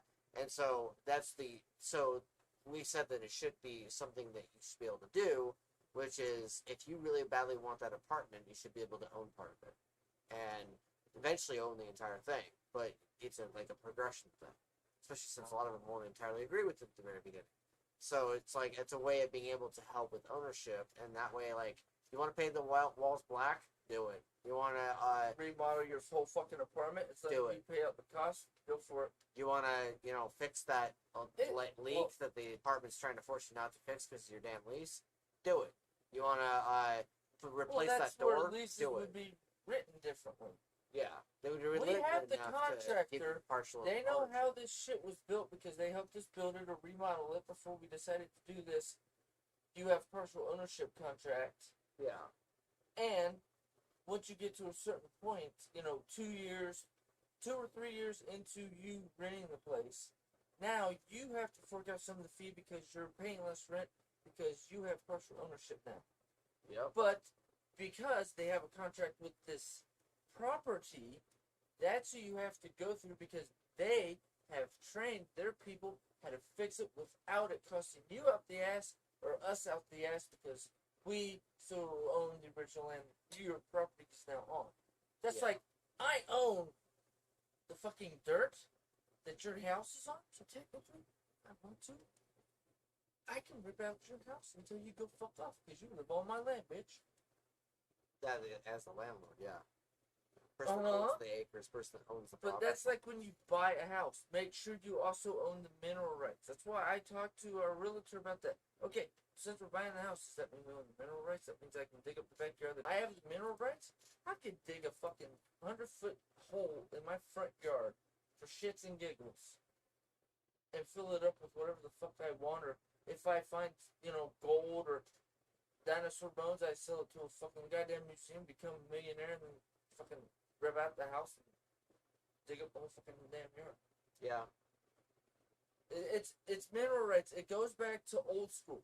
If you didn't own the mineral rights and the guy who had the house before you owned mineral rights and you went digging and you found something expensive, technically you don't get paid for it. He does. Why? Because he owns the mineral rights. So technically, because you have a farm and you are growing plants, because he owns the mineral rights and you're using his minerals from his ground, or he sold you just the first 6 inches of property because it goes deeper than that with the roots, technically he owns your whole fucking property. He gets 50. Get completely committed to.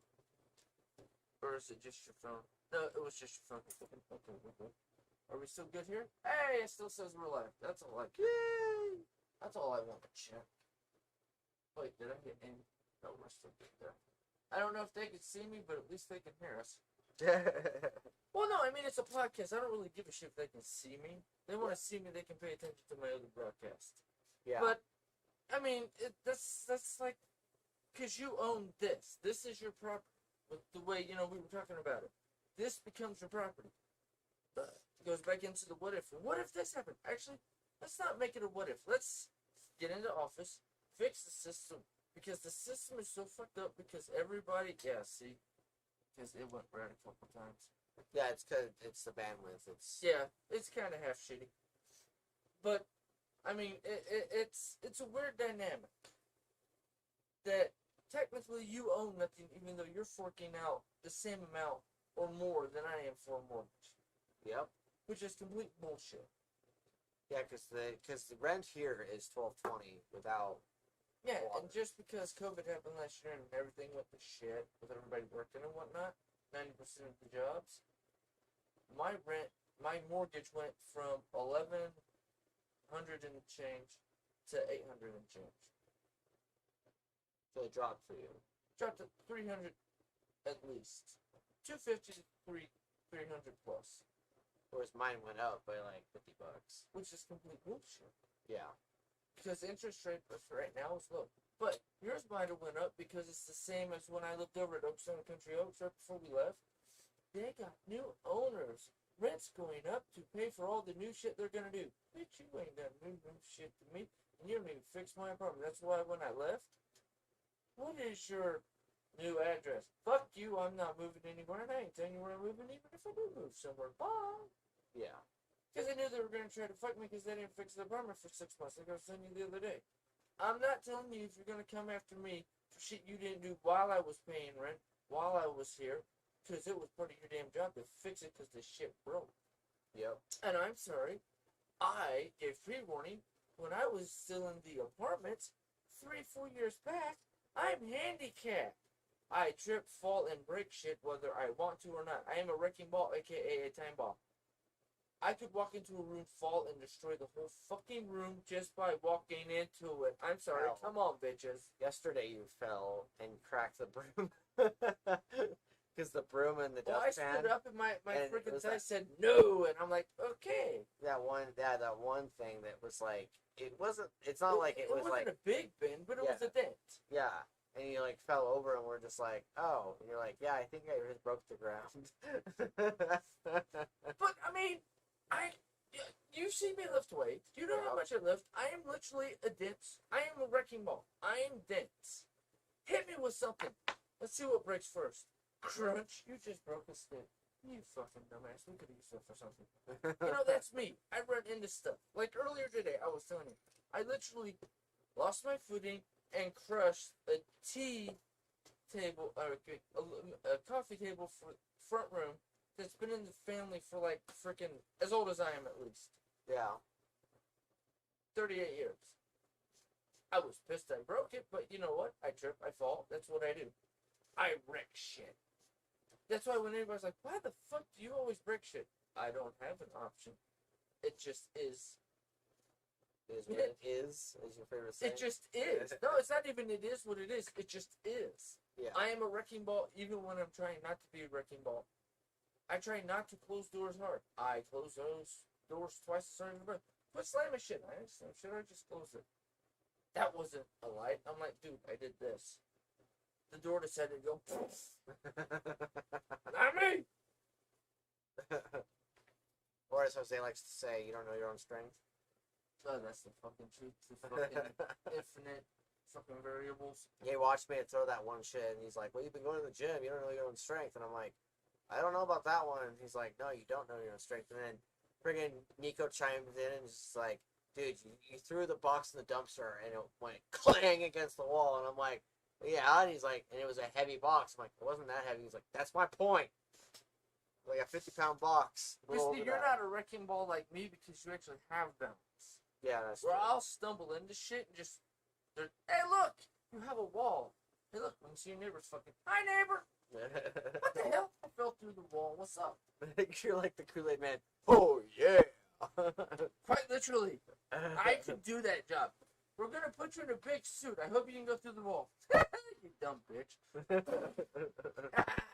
I'm here. The fuck? Edit that in post. But I mean, you know, that's me. You can't do this. Am I supposed to break it or just bend it back to normal shape? Just bend it back to normal shape. Okay. Wait, that didn't take any effort. No, because you told me I couldn't break it. You could have broken that? Dude, it's only steel. What did you... Somebody give me a damn frying pan. Clink! Point in case. The fuck? I hope you didn't spend more than $10 on that. That was a $20 one from Walmart. You're an idiot. That reminds me of some of the shit I was doing the other day with Mel and Alan's when I was helping them move some shit. Like, Mel was like, "You're gonna need to break that," and I'm like, "Oh, really?" She's like, "Yeah." Then she's like, "Oh, I'm gonna go find something to help you break it." And Alan's like, "He won't need that." And then she's like, "No, he will." And she goes back. She comes back, and the thing's already broken. She's like, "How did you?" And Alan's like, "Don't even ask." And I was like, I did it like this, and I did it in front of her. I was like, and then she just like went, "You just re-broke part. What the fuck?" Right? I'm like, yes. I'm like, yeah, it wasn't that hard. Like I now just punch You see, pizza your boxes for fun. control explosion. Infinite variables. That's why it's like, no, I am. That's where chaotic and what's the other one? We were talking about with your book. A with the circle around it. A with the circle around it. Well, it's so from my head. Anarchy.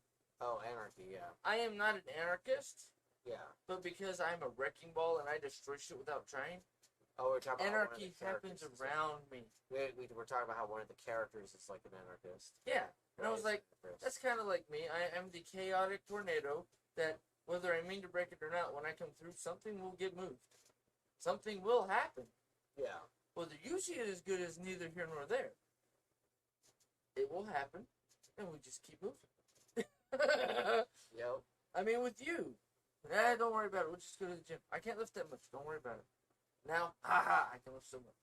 Now I'm just like, wait, they set it at this amount, and then you're like, okay, well, move it if you can't do it. And I'm like, no, fuck it. And I get on top of it, I get on the machine and just start moving it. You're like, oh, okay, there you go. And then it's not even a second thought for me. It's like, okay, cool. Then I leave it, and then you just start trying to do it. And I'm just like, oh, you're like, wait, are we really lifting this much? And I'm like, I guess it was right there. And you're like, okay, fuck it. Then you start doing it. Yep. Okay, we're at this weight. Cool. Let's see how much. And then I fucking go even further, and I start increasing the weight. I'm like, keep get up 40 pounds. Cool. This is gonna be fun. Then I do like 40 reps. Oh yeah. But like I mean, 40, 50 reps you know, it's. I mean, I love it because you've like. I like that part of Tim. I'm going to use it. Must lift heavier shit. It's like, fuck it. Yeah? For me, I like it. Because it's like, yes, I finally got you to the point where it's like, I don't know if I can lift it. The fuck, I'm going to lift it. It's like, yes. But I ended up doing it. But you get the adrenaline / serotonin. Yeah, I did it. That's just like, Right? I mean, that's the whole point for the gym. It's like, why are you lifting 5 people's body weight? No, it's why aren't you? Don't ask me why I do what I do. Why aren't you doing what I can do? Dude, I only weigh. Do you weigh more or less than? And I give them my weight. I weigh less than. I weigh more than that. You can't lift this. That's funny. Why? What do you weigh? And then I tell them my weight, and they're just. You see it. They don't physically do it, but you see them just shit their brains into their pants and go, "What the fuck?" You saw me texting Amber, and you're like, "What the fuck you texting her?" And I'm like, "I told her I can lift her." And you're like, "Oh, okay." And I'm like, "Yeah, I was doing triceps, and I was doing 220, and then I increased it to 265 just to see if I could do it, and then I did it, and I was telling her that, and he's just like, "Okay, cool." You're not gonna hurt my feelings. Like I said, that proves that I'm a good trainer because you're lifting more than I did, than I can from the training and all the info I've given you. Yeah. Which is That's my goal. I get you looking so fucking big and so badass. Everyone's like, how'd you do it? He trained me. Train go to me family to gathering, do that. go to family gatherings, and they're just like, we need God, you to you're lift. ripped. We need you to lift something. We need your arms. And I'm like, okay. I'm like, I have a right to arm bears. They're like, wait, what? I'm like, what? And I go and lift the shit. Yeah, no, it's not bare arms. It's no, I arm my bears. Yep. It's like, Well, that's like we were talking about when we were walking from Defense Street back from his car. I'm like, all right, Thomas, I'll grab this tree. You grab that tree. Yeah, because the car alarm was going off. I'm like, yeah, you grab that one, I'll grab this one, and then we just made the yeah. imaginary thing, a crunch, and the car went. I mean, we were joking, but give me a chance, so I'll cut that tree off, and I'll literally pick it up and go, shut up! Well, it's funny because I was over at my dad's house like months and months ago. Like we're talking like June, and he's wanting me to help him lift a metal fence, and he's just like, he's all like, that might be a little heavy, and then I pick it up like it's a backpack, and I'm like, you were saying, and he's just like going, well, it's heavy for everybody else, and I'm like, I'm not everybody else, and I just start carrying I it. actually lift heavy shit before. Yeah, I'm like, I just start carrying it wherever he wants it to, and he's just like, can you throw it? And I'm like, how far? And he's like, wait, what? And I'm like, how far do you want me to throw it? And he's just like, I don't know, maybe just a little bit over there. And I'm like, hold on. And it just flies. And I'm like going, well, wherever it lands. And it lands all the way the fuck over the other part of the garden. Just like, okay. And I'm like, he's like, just be careful you don't hit anybody. I'm like, there was nobody over there. Everybody's inside. But see, that's the I fun may have part. heard a piece of grass. Oh, or a plant. I heard the tomatoes. Re-bury. Just bury the ones I killed. You'll have more plants next year. Like, But it's the thing. It's like, do you know how to hunt? I know how to kill things. No, I said hunt. I said I know how to kill things. What about skin and... No. If you know how to skin, you skin it. You want it cut up and cooked? I got you there, too. I kill, I cut, I cook. Skin it? Here you go, motherfucker. You know how to do that. Because that's a skill I never learned. Oh, you're handicapped. We're not going to take you hunt. Oh, you're handicapped. You can't do this and this. I'm like... No fucking clue what I can do. I mean, even with you, you've seen me. It's like, yeah, with my disability, I shouldn't be able to do this, but I'm going to do it. And I do it. You know? It's just mind over matter. That's like me always telling everybody, I shouldn't be walking. You have no idea the mental power it takes to keep moving and driving and doing everything I do. And you've seen it so much that when everybody's like, there's no way in hell. Oh no, look up his disability. I've seen this stuff. I know the shit. He's not joking. He's told all Point the in stories. case he taught me, and I can lift heavier shit than he can right now. And the only reason you can lift heavier shit than me is because, I mean, we've even talked about it. You have better balance than I do. Well, it's also because the fact that your muscles are constantly degrading themselves, and so you have to as work much I have twice. to work out. You have to work 2 to 3 times as hard as the other person to get build the, anything to get or the keep it muscle stable. mass because of the fact that your muscles are constantly eating each other. Yeah, they're killing themselves, not building themselves. Yes. So I have to literally dump in twice as much protein as I actually need into my body every day. Yeah. Which sucks. It makes me... That's why I still have a belly, but it's like... But I need it. So that way I can keep it trucking. Yeah. So that's why, like, a lot of times whenever, like, I find out that I can lift a little bit more, I don't get, like... You know, like, normal, I guess a normal person would be like, oh, this makes me so amazing and badass. It makes me more badass than Tim. And I'm like, going, no, not really, because... You know, if you were to compare me versus a guy who's on disability, whose muscles are eating each other, that's not really that impressive. And it's just cool that I can keep up, and that I can even in some aspects I could surpass because you do it twice a day or 3 times a day sometimes. So it's like the fact that I can even keep up with that or go more is awesome. Like because it's just like.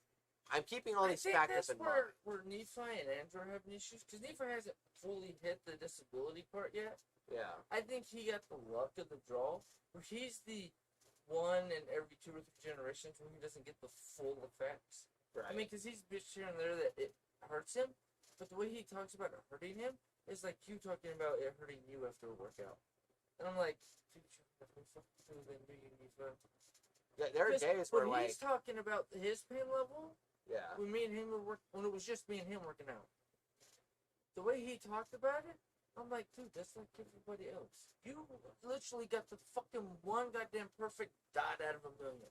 See, and that's the thing though, is that, And that's and I know I've irritating to me said that it he doesn't before realize off camera, and the fact that we say a lot of shit I on camera. I feel like like when I'm in the gym, I feel like I have to work harder around Tim because he just goes full on fucking raw beast mode, and I have to like keep up with that. But I like being able to keep up with that because it makes me feel better overall. But at the same time, like if I were to like loosen up or if I were to like slack off or whatever, I'm not doing the best I can.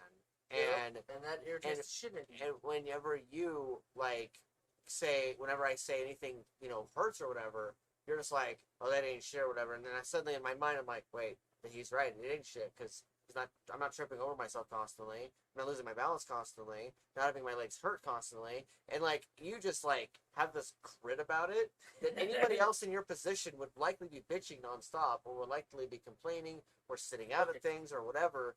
But the you're wife made a comment to me a few month and a half back that the doctor or kids doctor, the same one. I don't know if you go to the same doctor ever heard or Hartman or whatever his name is over. Yeah, well, the OBGYN Hartman. No. And then, but the physician or pediatrician is Everhart. Is Everhart. There's so many doctors. It's like, okay, it's one of these two. Because I know Teresa Was everybody. it the older guy? Well, no, I mean, Teresa introduced everybody to her OBGYN and all the chicks. Yeah. So I know a lot of the chicks go to that one too. But I'm talking about the kid doctor. So that's Everhart. Yeah, in my brain, sometimes it doesn't click. Well, I'm like, it's one of these two doctors because these are the two doctors I've been talking about since my. Might have changed because if you're talking about the older pediatrician, then no. We used to go to him, but we go to the other guy now, the younger one. You don't go to Everhart anymore. Yeah, we used to. We used to. Yeah. Because Amber liked the energy of the other guy better, the younger one. The younger doctor for the kids. Yeah, the one. Yeah, y'all have talked about the one that's tall and he. Yeah, the older guy's Everhart over at Layton Tanner Clinic, right there over the highway. Yeah. But I mean, he made a comment to the wife that I'm an abnormality in CMT, and that also goes into what we were talking about, but my narcissist, but I have to help everybody narcissism. It's I know I'm badass, but I know if I don't keep myself to a certain level of just walking or doing just shit in general, I will literally crumble. I will be like everybody else in my family where the disability has hit them so hard, they are in wheelchairs or they don't do as much. They basically have a sit-down job and shit. Like sitting down and talking last night with Jose and Nico. Yeah. I got to a point where my legs started hurting, so I started stretching out my legs. You stood up. And then I got up and just stood there for and everyone was asking, like, where are you going? You're like, I'm not going anywhere. I'm just standing here. Like, yeah, I had to move. My legs. You're like, my legs are just hurting, and so I had to stand up. And everybody's like, okay. And I'm like, well, yeah, this is a normal thing. And it's like, you probably sit in the gym all the time. I'm like, well, we're not really sitting around doing, just talking when we're in the gym. We're always moving. We're always moving. But I mean, you see it when we talk here. My legs start bugging me. I stand up at the door. Yeah. If I'm not leaving, because sometimes you'll ask, you heading out already? And I'm like, no, just need to stretch my legs. Oh, okay. Yeah.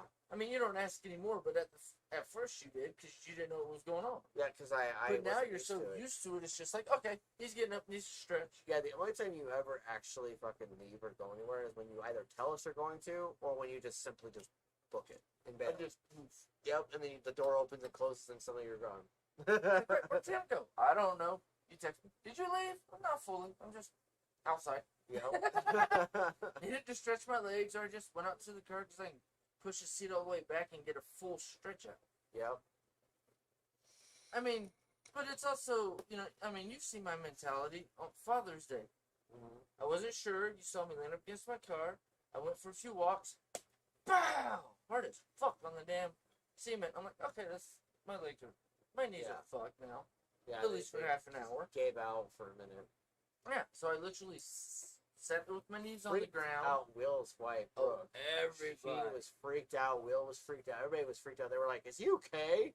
And I'm like, "Yeah, he's fine." And they're just like, they look at me all, "Just fuck off," and I'm just like, going, "Well, like, it's Tim. He's fine. He's just gonna get up anyway." And then like fucking Will, like one of them walks up 30 to you, seconds to a minute. and they're just like walk up to you, and you're just like, Oh, I'm good. you put up your hand, and you're just like, "No, I'm good." And you Just get give me a yourself minute. up, and then you start limping over, and they were just like, And then going, I sat. "The fuck?" And then you start explaining some of it to them, and they're just like, "Oh, okay. Yep. This is new," because not everybody knows Well, it's it. my mentality, and that's why I say, and that's why you always laugh that I'm a self-proclaimed narcissist, because I always, it's yeah, I just find it funny. I'm a narcissist because if I'm not self-centered and keep track of myself in the way a narcissist does, because of my disability, I would literally be just a fat fucking potato. I'm handicapped, I can't move. Okay, I'm going to wobble my fat fucking broken ass to the car, and then you get to drive me everywhere. No, fuck that. I have a pair of balls. I was raised by a military family, and it's shut up, bitches. I will do it my damn fucking self. If you don't like it, get out of the way, or I'm running your ass over. Yeah, you were raised by a And Marine. as soon as I freaking started, because when it was, okay, you need to get out of the house because you need to, get my cool down time from Teresa, the wife. It was the thing of, okay, it feels like you're shoving me out of the house. No. You need it. I'm like, okay, well, I hope you know it might cost. Not even 2 weeks into it, one of the chicks is like, no, you've already used your 1 day pass more than once, sir. You need to pay for it. Okay. Bought a membership. Haven't looked back since. Yeah, because you get a high off of it. Like, Oh, the fuck type yeah. of high you get off of it is the type of high a pothead gets whenever they smoke any type of strand that's really, potent. Ooh, this is a new one. Yeah, where they're just like, "Ooh, Me, yeah." I'm like, You're just all like, "Lift weights." Oh, and you just start, and then you just start, and I go, "Are you okay?" And you're like, "Fuck yeah." that's that good type of pain, homie. Yeah. But, I mean, it's all mental. I mean, I don't know how many times me and you've gone over conversations, especially when talking about helping out family members. Your family members, my family members, or just people in general. I mean, hell, when we were talking to Alan, I'm like, dude, it's all mental. You have to get past the I can't do it or I need to get to this next step. It's like, no, I'm going to do this. My next step is this. How do I get to my next step? Yeah. He's like, I'm already in my next step. No. You've gotten to the step you're in. Where is the next step? And he had to sit there and think about it. Because it's like, well, I didn't think about the next step. I'm in the middle of a step. Yes, but you always have to have your next 2 or 3 steps planned. Yep. Because with Suicide Squad, they had the bitch in charge, the freaking black Amanda Waller. cunt Yeah. that's in charge of the Suicide Squad secret One who's willing If- to kill off people. the first Stuff, team, like- yeah. She's willing to send her own team to their death, even though it was never part But of it's the the plan. thing but of she's always have a okay with backup. disposing it. But as for long me, as she has it's always backup have a backup for my backup for Yeah. my backup. Yeah. It's, okay, this week went to shit. Okay, no, that just means I have to push harder next week and do this, and this. People are going to hate me. But I'm going to feel so awesome. Okay, keep going. What's funny is you always say that you're always like, "Oh, you're gonna hate me with this next workout," and then you go ahead and do it, and by the end of it, I'm just like, "Ugh." You're like, "How are you feeling?" And like, because I get in the car and you always ask me, you're like, "So, how are you feeling?" And I'm just like, going, I sit back and I go, No, but I like it because, okay, no, he's still in a good head space and good mental and physical space for it. All right, we good. yeah, Keep trucking. puff off the e-cig and I just go, and I roll down the window, let the air blow over my face while I chug my water, and I just go, yeah.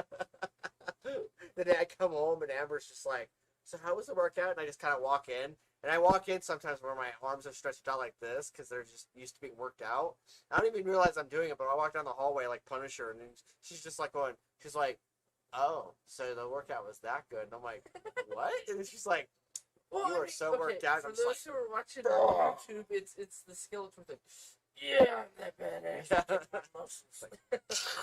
or the old He-Man freaking thing. He's holding the sword, but he's not holding the sword like this. Yep. Or like, this, because that's how they showed in some of the pictures, like the one he was showing you earlier with it down. He's actually holding it down, but he's flexing. He's like, yeah. It's like, fuck yeah. Yep. And what's funny is I love that about myself and about how I can get other people to get into that mode. and what's even funnier is on Tuesdays we usually take pictures sometimes, and we'll do like the body, we'll do the chest, we'll do like the triceps back, and stuff. the shoulders. Because we missed it a couple times, I ended up going to the mirror myself while he was gone, and I like put my arm in front of the mirror, and then I put my other arm in front of the mirror, and was like doing like little selfie shots and shit that I was sending to Amber and being like, "Hey, baby." And then fucking Janos is like, "Someone's feeling good about their arms this week," and I'm like going, "Shut up." Yes. I'm like, "What's wrong with that, huh? What's wrong with feeling good?" Yeah, I like it because it's like if we miss a day, it's like, okay, that means the next one we have to do is a full body workout. You're like, oh, sweet. Yeah, I do. But I mean, some days we actually do a full workout. We do. Because 90% of our arm and tricep workouts is also a forearm workout automatically. And usually whenever we're doing the crunch bar or the twist bar, where we're using so many other muscles, it's literally a full body workout. And if we miss something, like if we literally, like if there's something we don't do that we haven't done in a while, I literally look at it, and it's like I'm the kid in the candy shop that's like, looking at that ice cream bar and being like, "Buddy, I miss you." Like I'm walking away from the thing, and I look over at Tim, and he's like, "What?" And I'm like, "Are we gonna do that thing over there?" And then you're like, "We could." And I'm like, let's. And you're like, "Fine, let's go do it." And I'm like, "Yeah, okay." And then I go over there, and we don't fucking miss one. Like I'm just like going, if we're missing something, it bothers me. It's all part of the routine. It's all part of knowing the management of the bodily system and the muscles and everything. Because that way we didn't do this workout. No, we're going to be doing this workout instead of that workout. Why? Works the same muscle. Then I go, and you're like, oh, okay. I'm like, okay. And like sometimes I'm skeptical. I'm like, okay. And you're like, trust me, just trust me. I'm like, I'm going with it. And then we do it, and I'm like, oh, okay. I feel that. But I love that though. I mean, it's fun. Yeah. Because I have to get a big ass kick out of that shit. Because I have to have it worked out. Otherwise, I don't feel like I'm doing the right thing. Like, even though for me, I'm a +1 and stuff, I have to be getting my workout in. Like, I have to get it. And, like, there are times where he's just like, I'm going to go to the pool. And I'm like, no, any other person would be like, yeah, let's go to the pool. And just skip it. But for me, I'm just like, no, I'm going to get my sets in. I'm going to do it. And I push through it and I do it. And then I get to the pool and he's like, so how was it? And I'm like always. It's like, yeah. Then I get in the pool and I sit back and I'm just like, ugh. And I come back home and Amber's just like, nice kicks there. And I'm like, well, what the fuck? And then she like feels my chest. Before she was just like all the way up being like, yeah, you're working out. And yesterday she was like going, babe, you're too muscly. And I'm like, no, I'm not. I'm not muscly enough. And, she's so like, no, I can't touch your chest anymore. I'm like, you can touch my chest plenty. And she's like, but it's all muscly. And I'm like, your point? And then friggin' Mel, Alan's wife, who just felt like, I wish Alan's chest was that muscly. And I'm like, yeah, I know. You take off his shirt and he looks like a plush bunny. Looks like a bear. Well, you made a comment to him. It's like, dude, you used to look ripped. Now you just look like a fat ass. Like, come on, come to the gym with us. Telling me look like a fat ass. Oh, yes, you did. You said it nicely. But you're like, you're a fucking goddamn. Look like Winnie the You're Pooh? goddamn. No, Look like James before he went Sarah. Oh, that's what you said. No, what is it? End of the original Ghostbusters. The big poof. Oh! Marshmallow Man. Yeah, we were talking about that. And you said that without saying that. You're like, you're fat. I'm not fat. I'm husky. It's like, yeah, sure, okay, that's what you call it. I told him, I'm like, well, at least I could still lift too. And he just looks at me like he raises his eyebrow like, I know. Because like he'll need my help getting up because he'll try to get up and stuff. And I literally I don't even lift him up and pull him up. I do this. I just hold my hand and let him pull himself up. And then I just don't even move. And he's just like going, he like silly looks at me and then it's like a split second and I'm like, what? And he's just like, you don't even move. Like, your body doesn't move. I'm like, I know. Your point? And he's just like, dude, I'm 375 pounds. Or I'm 275 pounds. And I'm like, and? Like, I right. pushed that at the gym. And he's just like, Dude, we lift that for fun. yeah, and he's just all like, whatever, okay. And then he like tries to move on. But it like really highlighted. For us, it's like, fuck it. No, see, you're like, I hate you because you could pick me up and throw me around like I'm a fucking goddamn giant pillow. It's like, that's the point of the gym. Yeah, like, you should be at that point. I Like, mean, you were at that point. it's also kind of goes back to John Cena and any wrestler. Why do you go to the gym for 8 hours a day? Motherfucker, that's my job. Yep. My job is to lift heavy things at the gym and when I'm actually getting paid and being on camera. I'm sorry, are you stupid? Yeah, like John Cena That's- was that- ripped in the I mean, Suicide Squad movie. Yeah, oh fuck, yeah. That's what was Even more roll ripped than he back was in. in wrestling. Like, I was Yes. watching the Well, do Suicide you Squad know the why? third time, and I was like realizing something that was off of his body type because I was watching it and I was watching his body because before I wasn't. I was just watching him. Yeah. And then I was like, what's so different from him from his wrestling career? And then I looked at a picture, I Because he's- Googled it, and I was like, he's twice the size he used to be. Yes and no. He is, but at the same time, he's not. He looks like he's twice the size. One, because, The way they frame it. well, no, the clothes they picked for him are a little bit smaller, but also because for the movie, needs to be more ripped. Ripped.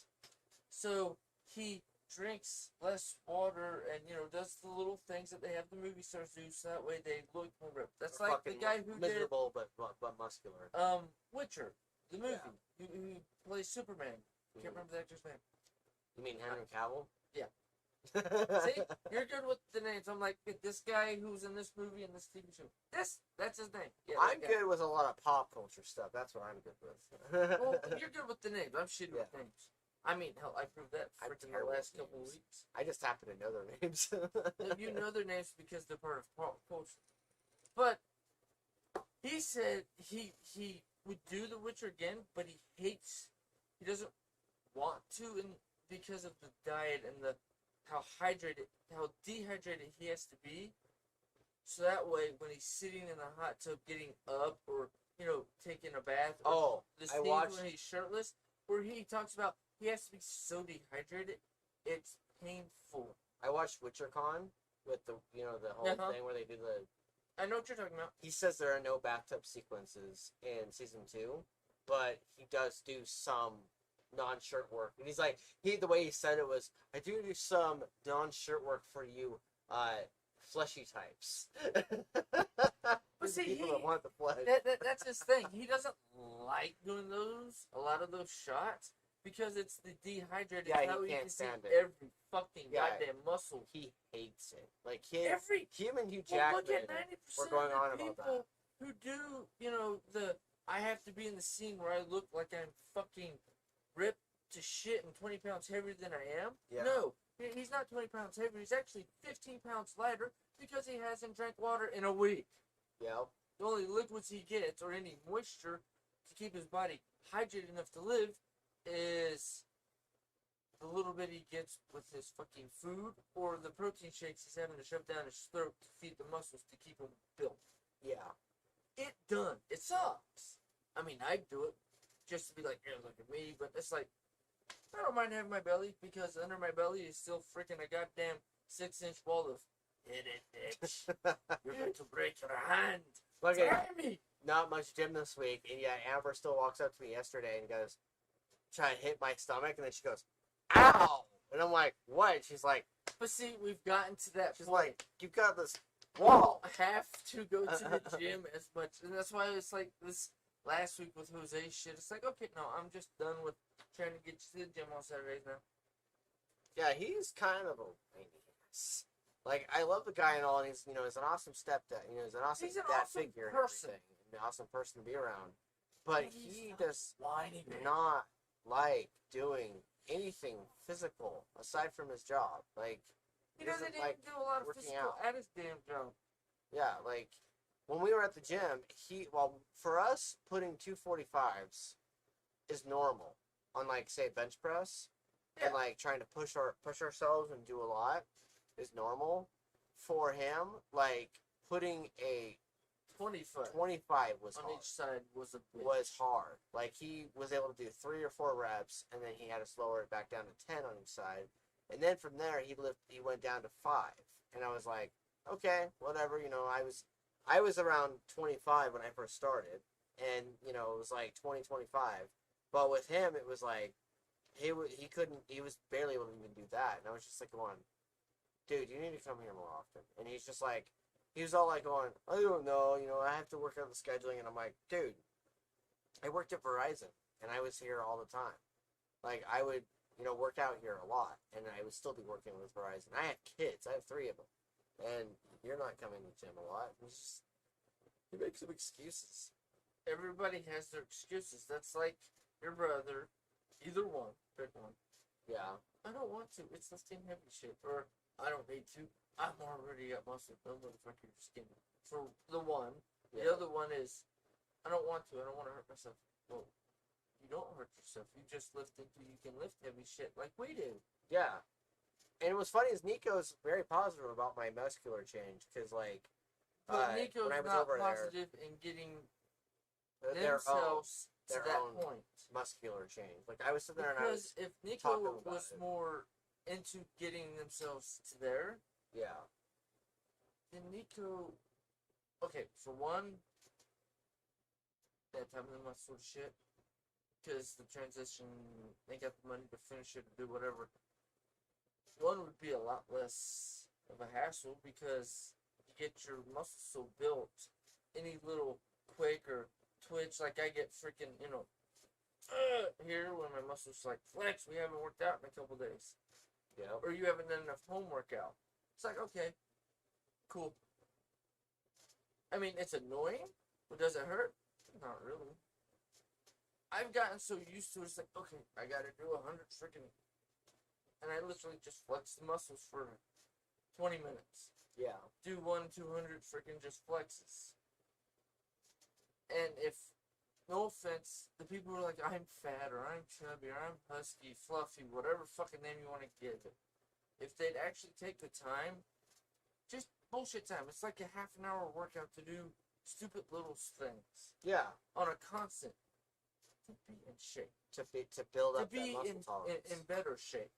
Because the first, like, for like a couple months while we were going to the gym, I was purely focused on, I was purely focused on building a surface layer, like building a, you know, a area of which, you know, you gain a ground. Build up your endurance. Yeah, building up endurance, building up stamina, building up a solid basis, like building a baseline for, you know, where I could go with the strength and with the resiliency and everything. Yep. I wasn't focused on being a, you know, a meathead or lughead or whatever you want to call it and be like, rah! Like, I was more focused on being able to just do it in general. And I've gotten to the point now There's a you lot of kind of work. like being a little bit of a lughead, but there's nothing wrong with it's that. fun. It can be fun. But you yeah. also still use your brain, which I'm like, that's the point. Yeah, we no, have to look like we're yeah. big, stupid muscle men, but at the end of the day, here's a giant equation, or here's some philosophical argument. Okay, here's my viewpoint. Yep. Or here's the answer to your mathematical equation that you have no clue what the fuck the answer is. Here's the actual answer. Mm-hmm. That's not what the internet says. No. That's for you. No offense to people who can't think past step 5. Step 10 says the answer is this. Now wait, what? And then you explain it to them, and then their brain runs out of their ears. Because you're that smart. That's what I like. I still have the level of freaking brain to, well, it'd be above the screen, but up here, but my muscle level is also up here. It's equal level. Yeah, that's what I'm trying to work my point up to, is to be really strong to the point where, like, you know, you got a family gatherings, you're going to hangouts and stuff, and you're known as being strong, and people are, you know, getting used to that and being like, oh shit, you can lift heavy shit. But also you can hold your own in like a... Have an intelligent conversation. You're not just the dumbass sitting there going, what the fuck are you idiots talking about? Yeah, because people normally associate people who write or do artistic things or whatever as being, you know, skinny or scrawny and, you know, lack of muscle mass. Like Andrew. Yeah, and like they don't typically associate you as being like Iron Man, where you're super strong and athletic Just looking pick up heavy shit. and picking up heavy shit, while at the same time building an entire company and doing mathematical equations, putting iron, And having you a know, brain, yeah. putting a nuclear reactor in your chest and keeping yourself alive.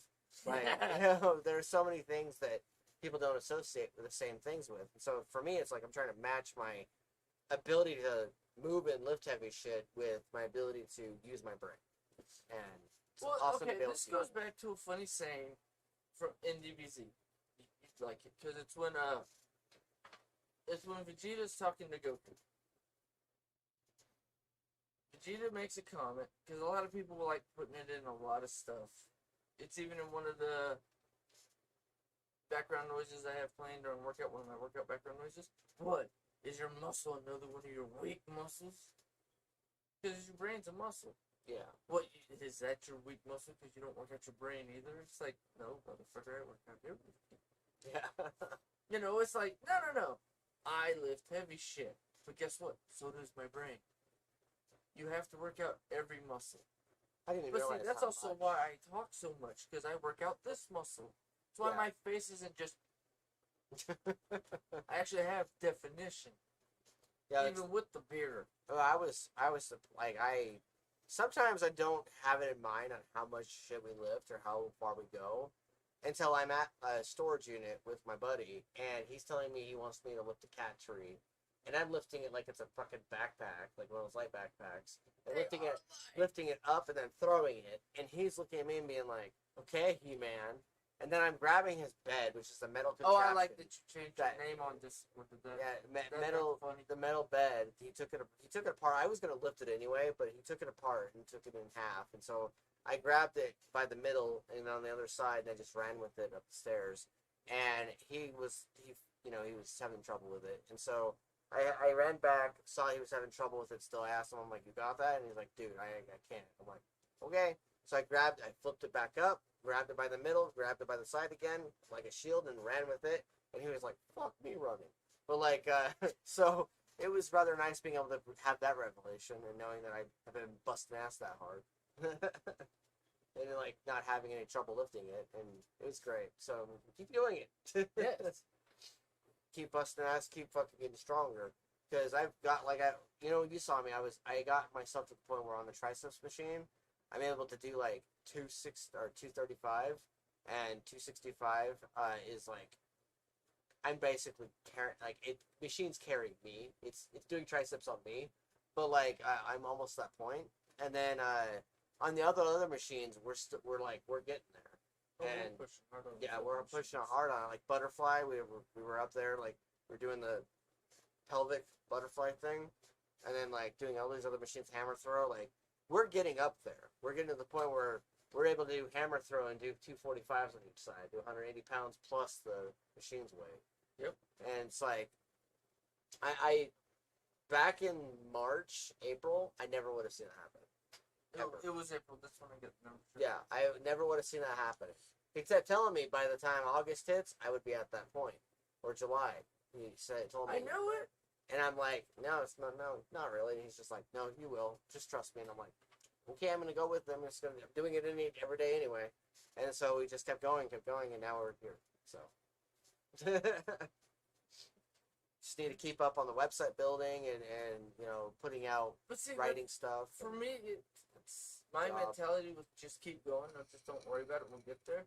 It is also where I think of like Harley Quinn. She's like, she doesn't stop. Mm-hmm. No matter what, she's going to get to her goal at the end of the day. That's like the guy we were talking to at the gym. Well, she's not sexy, Harley Quinn.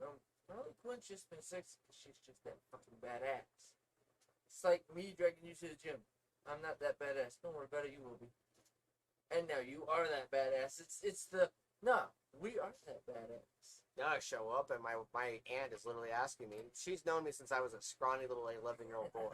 In fact, before then, I was like 2 when she first met me. And I was my kid's age. My eldest child is 6. And so in that age range between 2 and 6, that's when she met us. And so she's known me since then. And so now today she was just like, so what's it like being buff? And I'm like, I love it. And she's just like, of course. And my grandma was like surprised because she saw me carrying all the chairs that I've got, plus the giant bag of cans and everything else. And she's just like, you got that? And I'm like, this is light. And I start walking out with it. She's like, no, it's not. And I'm like, to me it is. And then Tammy's just like, it's okay, Mom. He's buff now. Nice. Awesome. Yeah, what do you think about Suicide Squad? I actually like it. I didn't. Okay. Weasel is the stupidest fucking character ever. Always has been. I'm dying. I'm gonna drown. No, just that character. Just stupid fucking character.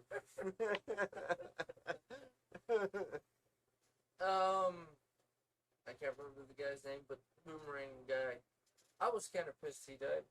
Because, I mean, I like his character as a bad guy. He's in there for like 5 minutes. He's not a completely stupid character. I mean, he's not smart.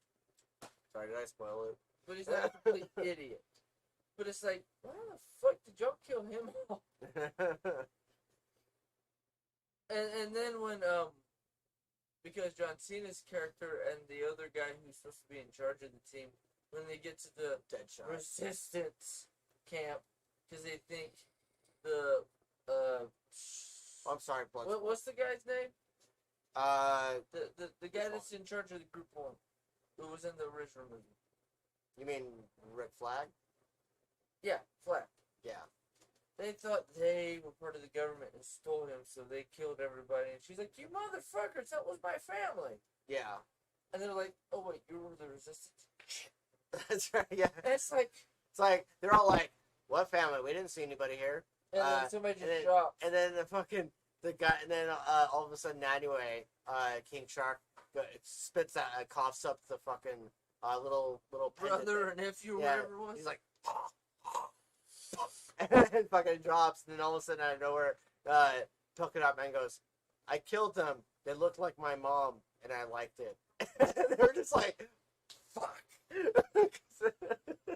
Yeah, he's like, "What are you talking about? We didn't run anybody. We didn't kill anybody." Like, What you and talking about?" the entire group is just going back and forth with like, I didn't see anybody. Oh, we didn't see anybody here. There was nobody here. And it's like that one of those funny moments and shit. And then King Shark goes, Well, it's not funny. It's the. it's fucking making idiots. light of a very tragic Oh yeah, no, situation. completely. Very dark humor. But Very it- James Oh Gunn. yeah, that's why I said it's the not funny. I like the not funny shit. That's like the best. I don't know what you're talking about. Son. Well, evidence. The part where fucking the Bloodsport and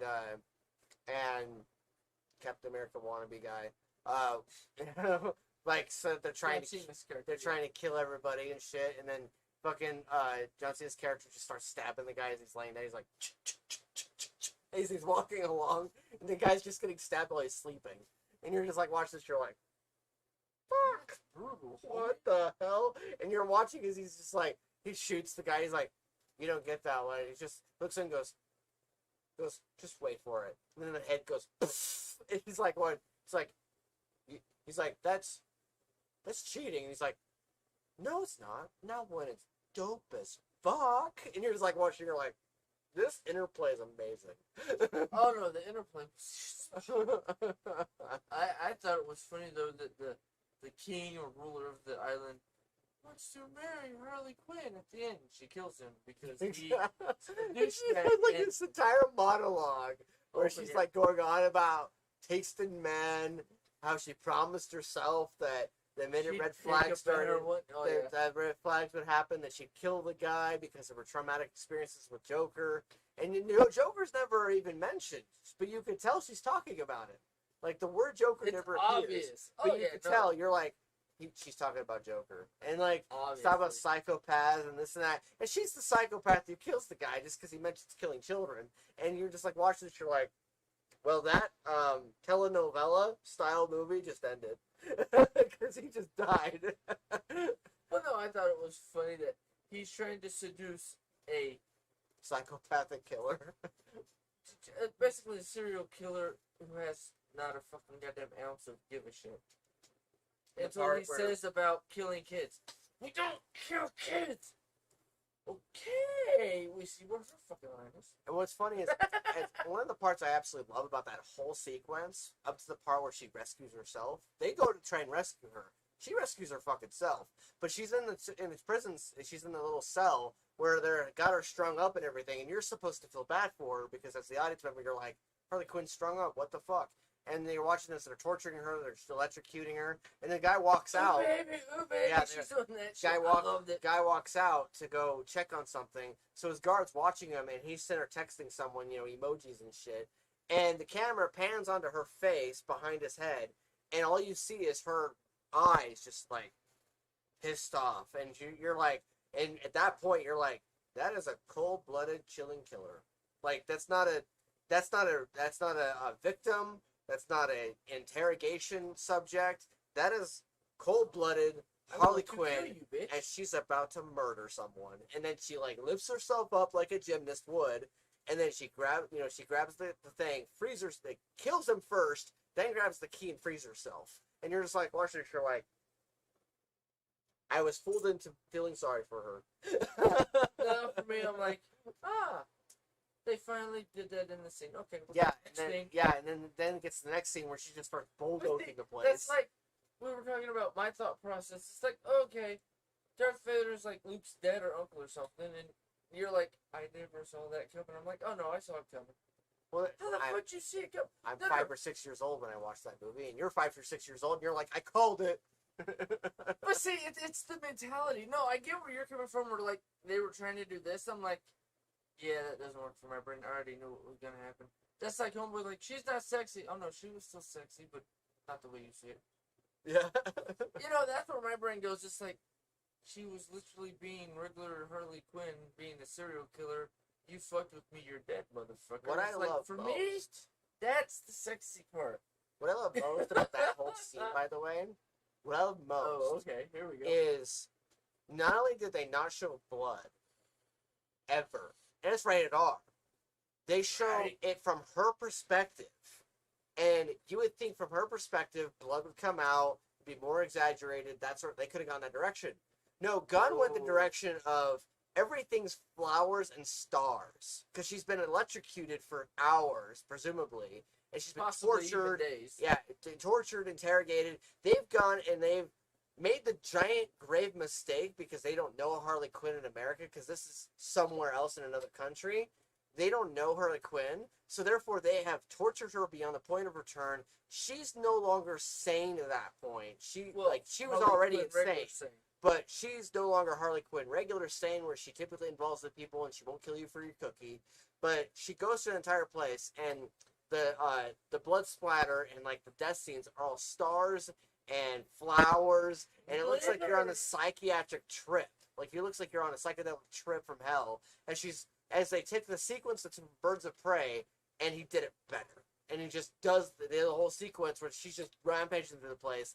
And it was like a version of like, let's take the scene that was in that movie, but we're going to do it this way. And we're going to, instead of showing blood, we're going to show just how insane she is right now. And we're going to show like the blood spot. All the shit she sees. Yes, all this shit. Yes, all this stuff that she sees, especially when she goes inside of the Starro, the Conqueror's fucking eyeball, and she's like flying through it. It looks like fucking, she's like, because she made the joke of like, it's like angels are splooging all over us. It's like she was semen going into the vagina. Like, it's essentially what the metaphorical imagery was, going inside of his eyeball. That's what I saw anyway. And so you like get this couple different moments in this movie where it's like you're on this psychedelic trip from hell. And that's one of the things I love most about that movie, is that every single character in this movie is highlighted, and they give everyone screen time for a part of the movie. You forget Harley Quinn's even in the movie. You're just like, where the fuck Harley go? Oh wait, there we are. She's back. And then she's highlighted. She stands out like a motherfucker. Oh, no. My favorite part is, who was the chick? I said that's one of my favorite parts. Well, no, I'm telling you my favorite part. Where they're all talking, and the chick says to Polka Dot Man, I thought you were the crazy one. I am. Yeah, that part. I love that part. I'm like, and that sounds like something I would say. I thought you were the broken one. I am. And it was funny he didn't even laugh. Like, he didn't even laugh. He didn't sound tortured. He didn't sound... But he had that smile on his face like, but I am. It was like a half smirk of like, But I mean, I understood where the brain And, was like, on that. the, I was just just the like, oh, light, that the is so something I would say. delivery of that entire line and delivery of that exchange. Perfect. Where he's sitting there and he's saying, I am, and fucking, it's just so insane on the fact that most of the movie, normal people yeah. sees it as he's the sane one in the group. Yeah. Yeah, and he's the most sane, quote unquote. And when they go to his perspective, everyone he sees is It's his mom. Like there was a disturbing scene where it was everybody in the Suicide Squad, and they're all looking at him, the giant, including the starfish. the giant starfish, and like that was awesome. yeah, and like it looks like his mom is just trashing the city, but it's really the starfish. And like there's a scene where it's the entire Suicide Squad lined up, and it's his perspective, and he's looking at them, and they're all just different variations of his mother. And you're just like watching the show, like that was disturbing. And then there was the part where they were dancing in the club, and he's there just losing his shit and dancing, and just super drunk and everything. And everyone around him, even the bearded dude, is a variation of his mother, and you're just like watching the show, like that's fucked up. What the fuck is this shit?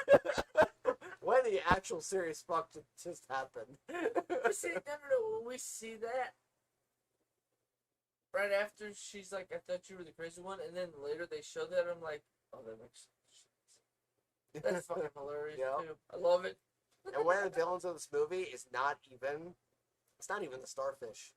The villain is the subtextual conversation that goes on in this movie between liberty, duty, and the ability to stand up for one's viewpoints and stand their ground. And the opposition to that is the villain. So you have like a few different villains. You have the line of presidents, of useless presidents that get killed on stop, that are the bad guys, because they're the ones, they're like a side villain. And then you have the U.S. government that is actually in coercion with that government. So and really, the real villain. Yeah, and so really the real villain of the story, kind of like in the first one where it was Amanda Lahr was the true villain, not the fucking witchy chick, even though she was painted as a villain. The true villain is actually the government, not the starfish, because the starfish is actually a victim of the government. Because it got stolen from its natural habitat, Yeah. space. There was that sad scene where he's like, I was so happy. I was floating among the stars, and I was happy. And I'm just like watching this, and I'm like, Gun, you got me to feel bad for a starfish. No, it's not even a starfish. It's an alien. It's the alien who decided to take over Earth because we stole him from his house. Yeah, like it was a justified goal and It was completely justified. It's like he was tortured for 40 fucking years, 50 years, 70 years from this government, and fucking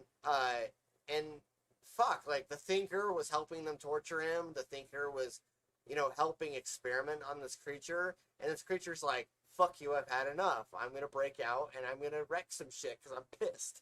And you're just like watching this, you're like, fair point. I can understand why you would kill everybody. I get you. We suck. We need to be better. There's the thing though. The human race at our base are the most evil of all evil creatures. Now, Amber made a funny haha earlier, talking about how dolphins are worse than humans because they rape more than we do. But the funny part is, the only difference between a dolphin and a human is we think about it and go, I shouldn't do that. People will kill me and hate me for it. Dolphins, like, it doesn't matter. I have no cops. Bitch. See, but no, that's where we're more involved because we've gotten to the step where we actually have people who will stop us. We have a justice system, and we have branches of government. We've evolved ourselves to, I can't just do that because I want to. Right. It's like, I'm going to go get laid. I didn't know you had a girlfriend. I don't. I'm going to be a dirty, evil asshole. Bye. Yeah, you get judged like, for wanting to fuck anything. You can't do that shit. Yeah, and so you have like an evolution of social systems, and you have an evolution of how those social systems are judged. It's the what is it? Your id, there's two other things in psychology. I learned it once, but your id is the thing that wants you to get whatever you want to make you happy. Fuck whoever you want, and do anything that you like. Yeah. And the next one up, I can't remember the name of it, is part of your psychology, which says we shouldn't do that because we'll get arrested or killed because we did something that is supposedly evil, as everybody else sees. Yeah. But that's also, it depends on where you were raised, your country, your religion too, which is why the world hates itself and hates every other. That's why every human hates every other human. Why? Because you think I'm evil for what I did, but where I grew up, this is normal everyday actions and reactions. It is the constant of the earthling race and breed. We kill, fuck, and do whatever the hell we want unless we're told we're not allowed to because some people don't like it where we live. Yeah, it makes sense. Yeah, it's kind of a weird thing, like, thinking about that, like, how But I mean, nature is you and know, how we are. that's where my dynamic comes in. No, we all need to be united, agree on a specific set of rules. Here's the rules. Here's what we don't do. That's like in Barnacle podcast, not this last Saturday, but 2 Saturdays back, or not. Wait, what? Yeah, not yesterday, but Saturday before that. They were talking about the whole OnlyFans thing about no longer doing porn thing.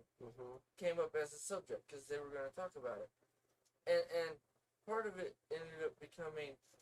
But the thing is, you can't really prove how old a person is in the film that they uploaded or certain things if you don't have the original copy. No, because there's ways to change it in the programming so that way you don't have the original stamp to actually tell you because it's so diluted and so rewashed because it's been uploaded, downloaded, re-uploaded, re-downloaded so many times. Wouldn't it be easy to you tell can't the get the original 14-year-old or fire. 16-year-old? No. This, they're talking about a chick on OnlyFans, basically when she became 18, downloaded a buttload of nude pictures and a buttload of fucking herself or being screwed pictures. Oh. Or videos. So it's essentially, she could have done it all when she was 17. Yeah. But because they don't know, they just automatically take it all off her page because she just turned 18 or shit. Right. Within 12 to 24 hours before she started her account because now she's 18 and can have an OnlyFans account. But it would clear out, I mean, the material itself was probably around way longer than 12 to 24 hours. Yeah. That was the argument, and that was part of the thing. Because also, in the OnlyFans, some of the stuff has been that people have been putting up stuff for kids who are younger than 18. But I mean, Pornhub had that shit too. And they had a big freaking, lawsuit, whatnot. That's why Pornhub doesn't have near as much, content as it used to. Because they took a buttload of it off because a lot of the chicks were actually under 18. Naturally, the funny part is, though, too, I know chicks who are between your age and my age. Yeah. Who look like they're fucking 16, but bitches drinking liquor and at the bar, has ID, and is of age. So if you're somebody whose brain is broken, and you like younger looking women, go find a chick who's 20 to 30 years old, who looks like she's 14, 15, 16, and fuck her then. Because it's legal, and you can still be a dirty bastard in your own fucking head. There are workarounds for everything. I know more chicks nowadays that I look at who are 18 that's like, how the fuck are you 18? Yeah. At my age, it's like, you look like you're fucking 15. No, I'm 18. Where's your fucking legal ID? Right. Oh, you are. Okay, cool. It's like, am I being carded right now? Am I even at the bar? Yes, you're being carded. Bitch, you walking within 5 miles of me. You being carded, hoe. Because, no offense, you look like a hoe. One character I do want to talk about in this movie. Okay, here we go. Do you know who it is? Do you have a feeling of who it is? I think I know you're going to talk about, but go for it. I want to hear you. Thanks. No. For one of the first parts of the movie, he's carrying a book upside down, and they're like, Is that a shark reading a book? And he's like, me read, me smart. And he's like reading the book and shit, and he's like, it's upside down, and he's flipping the pages. And fucking, there was a business meeting. They were having a meeting where they were showing, the where they had to go and the government they were having to talk to, Porto Marquez and everything. And what they were having to do. Yep. And then like, I don't know where everybody's like exchanging, lines of dialogue, and they're bouncing it back and forth. And then anyway goes, raises his fin, and she's like, Manuel's like, yes, anyway. And he's like, foot. And she's like, very good, thank you, anyway. And he just kind of like looks at everybody like super important, like. And I'm just like, this character is just so out there, it's so glorious. And then there's the part where, there's a part where at the very end of the movie, when like near the climax, when they're about ready to get into that building, and they have that glorious shot. It's like right out of fucking Sharknado or any other horror movie, where he's ripping the guy apart, and he's just like, and then they have a pan out shot, and it's like super like painting worthy, and I'm just like, oh my, that was even more glorious here than it was in the trailer. But like there was a part where they go into the refugee camp, and they're killing everybody, as we talked about before, and he walks up behind a Johnny Depp, looked like a rent wannabe Johnny Depp, grabs him from around the legs, lifts him, and goes, nom nom, and eats him, and you're just like, you're like, oh shit, okay. And like every so often throughout the movie, he'd break through windows or grab people and just be like, nom nom. And so I ended up, there was a couple times where I was quoting him a lot, and then I'd be like, we're gonna get nom noms now, right? And Amber's like, yes, babe, we're gonna get nom noms. So I'm like, and then Phoenix in the background was like, nom nom? And I'm like, nom nom. And then Ari and Cass started going back and forth with nom noms. And then Amber's like, okay, anyway, wannabes. And I'm like going, nom nom. But like, that part, that character is one of my favorites in the movie. Like, how everyone has their group character they love from Guardians? This is the animal character for Suicide Squad. King Shark. What were you gonna say? Well, no, I think it's funny how they made him seem like stupid, but from my point of view, it's he's not stupid. He lives in the ocean. More dumb friends. Stole him from his basically his biome, what he knows as eat fish and take care of my family. Mm-hmm. Basically mutants, sharks and whatnot. And it's like, yeah, no, the only reason he looks stupid is because he doesn't speak our language and doesn't talk and doesn't have the social skills of humans. So he's not stupid, he just lives in a different world. He's also got the emotional maturity of a 2-year-old to a 6-year-old. See, that's how he was in the movie. But did you see the version of him in the Flash series? No. He's not a fucking idiot. He's actually a genius. Huh. He's not an idiot. He's a big muscle dude, but he's not a fucking just dumbass. But I still like him, though? And everybody... Maybe. No, I saw a lot of people like, yes, this is the one from Flash, but I like this one. Num-nums. The big goober one. But he's the comedy relief. Of course, everybody's gonna like him. That is his job. Fair. No, because if you don't have one comedy relief person in the crew, everyone's like, there was something missing. Oh, remember shit! I was bitching, like, when we got halfway through the movie, got to the bar scene, and everyone fucking leaves him out in the fucking, the truck, and I'm like, in the van, yeah. They're gonna stop treating Nom Nom like shit. And you're like, Nom Nom? I'm like, Nanny-way! Poor Nanny-way! I'm like, okay. You're like, whatever. And I'm just like, but Nanny-way! But, like, no, you know what the other favorite character? And he has, like, one line the entire movie. Which one? Ratcatcher 1. Ah. Taika Waititi.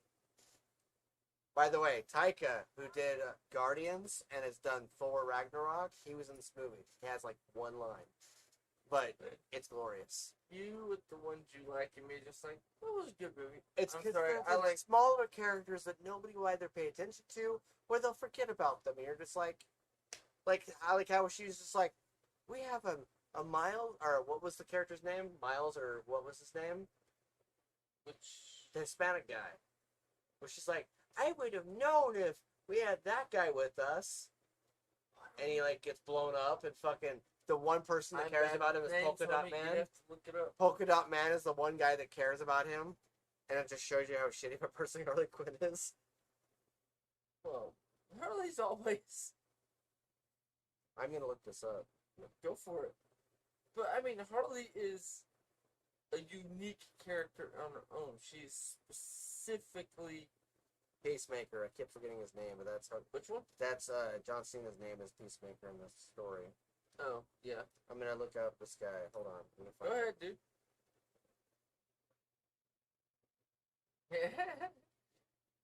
The fun we have goofing off. Milton. I would have known if we had a Milton in our group. Oh, that one. Yeah. Oh, okay. No, I know which one you're talking about now. He looked like Gabriel. He looked like Gabriel Iglesias a little bit. I was like, Fluffy, much skinnier, Fluffy. Well, dude, have you seen how skinny Gabriel is right now? Yeah. He's like tiny as fuck. Yeah, he lost a lot of weight after he dropped all that sugar. Like, he packs the pounds, but when he drinks like 4 Diet Dr. Peppers instead of 4 regular Diet Dr. Peppers, Fluffy ain't Fluffy anymore. Well, it's not just that. He also adjusted his diet slightly. He's more healthy. It's not just the cake all the time. It's the okay. I have to eat. Okay, I eat more meat. But I mean, he doesn't. He literally talked about it in an interview I've watched in the last week and a half about it. How he just finally got to the point where it's like, no. I was tired of doing the shows and then being so freaking worn out. I was basically dead to the world almost. He would be in his hotel room and literally be laying down instead of exploring the place. That was always my favorite parts of hotels. But it's he just got to the point where it was pointless for him to keep doing the tours, making so much money because his health was going so down the shitter that he was literally killing himself for cash. Yeah. So he decided, no, it's better to be healthy for my wife and my kid. Well, not wife, but kid and fiance, girlfriend, whatever. Yeah. Because marriage is terrifying. Marriage isn't terrifying. You and I can agree to disagree on that one. Okay, that's fine. Marriage isn't what changes you, it's the kid. It's fine to a point. As long as you're with the right person, or at least with someone that is better than the wrong person, it's fine. It's good. But everything's still terrifying. It's all your viewpoint. Okay, my marriage is shit. Well, that's what it is now. Let's see what happens in the next 3 years. Well, you said the same thing to me when I first got married to Amber. In fact, 3-4 years before I married Amber. And you're like, it'll be fine. You're like, it's not that terrifying. It's all in your head. And I'm like, no, it's not. It's like experiences that happened and people that I knew. One marriage has been the one that I liked a lot. And you're just like, well, there you go. There's your example. And get it out of your head. And I'm like, years later, still in my head fucking. but okay, this also goes back to the whole, like, I was talking with Alan about. It's the whole vision board thing. Yeah.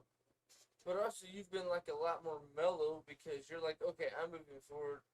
Whatever happens, happens. Yeah, I gotta fuss at you to pick up, then inside of things. Just quit bitching about it. Just fucking do it. Quit being negative. Because you've gotten to that point now. It's like, okay, cool. We're all on the same page. Not me. Shut up. Get on the page. Yeah. Yeah, like we were trying to get I'm Alan. always like that. Like when we were out in the car and we were trying to talk to Alan about switching his mentality and changing it to be a bit more positive and less trapping and not trapping himself within this But I'm stuck where I'm at. Of his Where reality. you're at moving forward to where your next step is to get to where you want to be in the end, right? Yeah. So keep trucking. I told him, I'm like, if we have to stay in hotels for the next couple weeks, like act like you're on tour. Right? Just walk around in different hotels or just walk around the same hotel and and it'll eventually start with the same. I'm sorry, if you're paying for a hotel, motherfucker, enjoy it. 90% of the hotels have a gym. 2, more than fucking 90% have fucking pools, dude. Enjoy that shit. Yep. I'm sorry, the kids are at school all day. What are you doing? Well, before I go to work, I'm not doing anything. Motherfucker, go swim. Dude, I've delivered to the, what is it? I can't remember the name of the hotel, but it's basically a Hilton. But they have a different name on it. It's this by Hilton. It's like, motherfucker, that makes it Hilton. It's just cheaper Hilton or whatever. But I'm sorry. And being in the one Nephi's in, because I actually delivered there before the day he actually came into town before they went and got their hotel room. Yep. Dude, the way the hotels look around here, the only shitty ones are in Ogden. All the ones around here, Yeah, like it's like a little house. it's like you're living in the rich neighborhood, motherfucker. Yeah, So like the enjoy fucking it. couches, the beds, the fucking TV, like everything was in there. Shower. I was like going, And dude, shit. this Oh, is so nicer than some of the shit that we scored in Vegas when me and Amber went with our family to go, my family down to Vegas to stay there for a couple days. Uh-huh. Like there were some hotels out there that look Oh, run shit. down compared to that. Like I was surprised. But see, the funny part is, what you can get in Utah for the price you pay anywhere else is better. Now, if you went to Oklahoma for the $150 a night, it is out here in Oklahoma. Oh my God, you're basically staying at the motherfucker. Yeah. You're staying at an expensive hotel.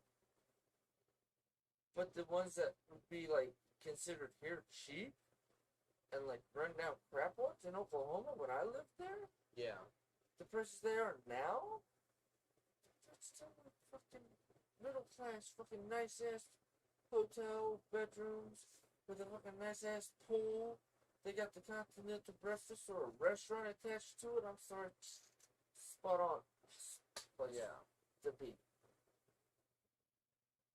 I've been in shitty hotels. I've been in good hotels. I've been in hotels where they threw the mattress out the window. I've been in. Where you looked over the railing and you're like, me and Jose and mom were with dad because we were all together and stuff. And we went over to the railing, looked over, and Jose was like, dude, they went, fuck the mattress, and they tossed it over the railing. The mattress was all the way in the alleyway. He keeps bringing that up too every so often. He's just like, remember that hotel we stayed at where they went, fuck the mattress, and they tossed it? Like, it was all the way in the railing, and I'm like, yeah. I've never been. Well, I've been in a few hotels that you could do that with, but I am with Danny because I always travel with Danny every summer since I was like fucking young as shit, like 4 or 5, Yeah. maybe a hair younger. But I mean, if we stopped at a hotel, it wasn't an expensive one. It was like a Days Inn, Holiday Inn, one of the decent priced ones, but it wasn't the super rich asshole one. Yeah. But it was still decent. You get one that's not too expensive, but you get one that I have everything I need. I mean, but nowadays, everything you need, and even in the cheaper hotel rooms, 90% of them still have a fridge and microwave in it. Yeah, Just like, the one okay. that Nephi stayed in had a Well, freaking that was microwave. $150. Yeah. You can go with a slightly more expensive one, but I mean, you're in Layton. There ain't no cheap hotel. If you want cheap, you gotta go to Ogden. Fucking, no offense, fuck Ogden. With the hotel shit. No, no, suck my dick. Because US will charge more than Layton, 1, and 2, you charge more than it's a shitty hotel. I'm fucking Layton. Because if I'm gonna spend money, I'm gonna spend money at a decent goddamn hotel. Yeah. I know that from what I've seen, from 1, being in one in Ogden, and 2, just hotels in Ogden. Yeah. It's kind of insane. Oh yeah. But I mean, if you want like kind of what they were talking about, like to buy it for like a few weeks. I'm sorry, that's when you go to the shit stack ones in Ogden. That way you can at least save up for a place. Yeah, because I mean it's cheap. It's a shit stack, but a shit stack's better than living in your car, right? Because at least you have a toilet where you can shit and wipe your ass. Yep. Ain't got to go to a 24-hour gas station and shove your whole family in a pisser and rotate people. Mm-hmm. Because no offense, fuck that shit. Yeah, it's fucking nuts. Like, I felt bad about the fact that they might have to sleep out in their car for a night, but But it's also the thing, this you don't complex wanna only be allows kicked yeah, out. they only Your allow place- 2 nights for anybody to stay here for even to stay and have fun. Like, Yeah. let's say they still were in their place and we wanted people to stay the night, like, you know, to have They just fun or want to whatever. come over and hang out for Yeah, the weekend. it would literally be, okay, you're here 2 nights, now you gotta go home. And it's like, you know, we don't need to have, you know, neighbors or other people be like, they have them staying there, and suddenly we're having, you know, inspections or fucking evictions or issue, whatever. Like, I didn't need any of that, so I was just like, sorry, guy, I can't. This has to be, you know, temporary, beyond temporary. Visiting, that's it. And with how many kids they had, like, I was just like in and out of the house nonstop, and then yesterday, the craziness of yesterday, like, I was just like, No, I don't want to be asked questions. Like, I don't want to have anybody asking questions or having the office visiting on Monday, because if they stay overnight again on Sunday, I don't want them in the office to come up to me and be like, we heard you have people staying at your place. That's against your lease. Because then I'd be like, fuck my life. So I was just like, preserve the family. We helped you out for the night, the next night too. You got to bounce. Best of luck. I hope things work out. And it's just like, I hit him up. I literally asked him, I'm like, hey, did you find something, or at least did you find a hotel?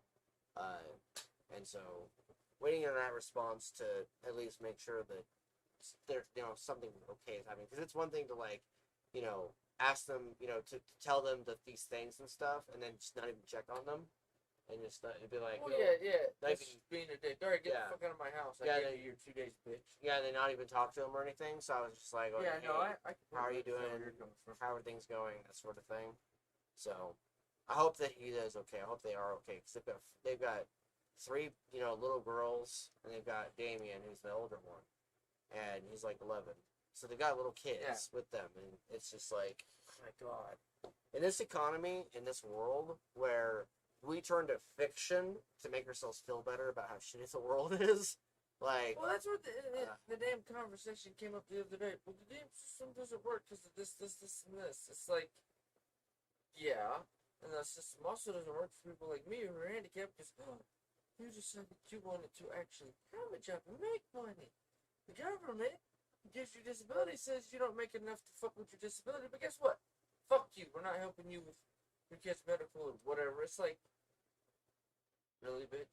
Did you see COVID? Did you see what the hell it did to the world? And no offense, you're a state worker.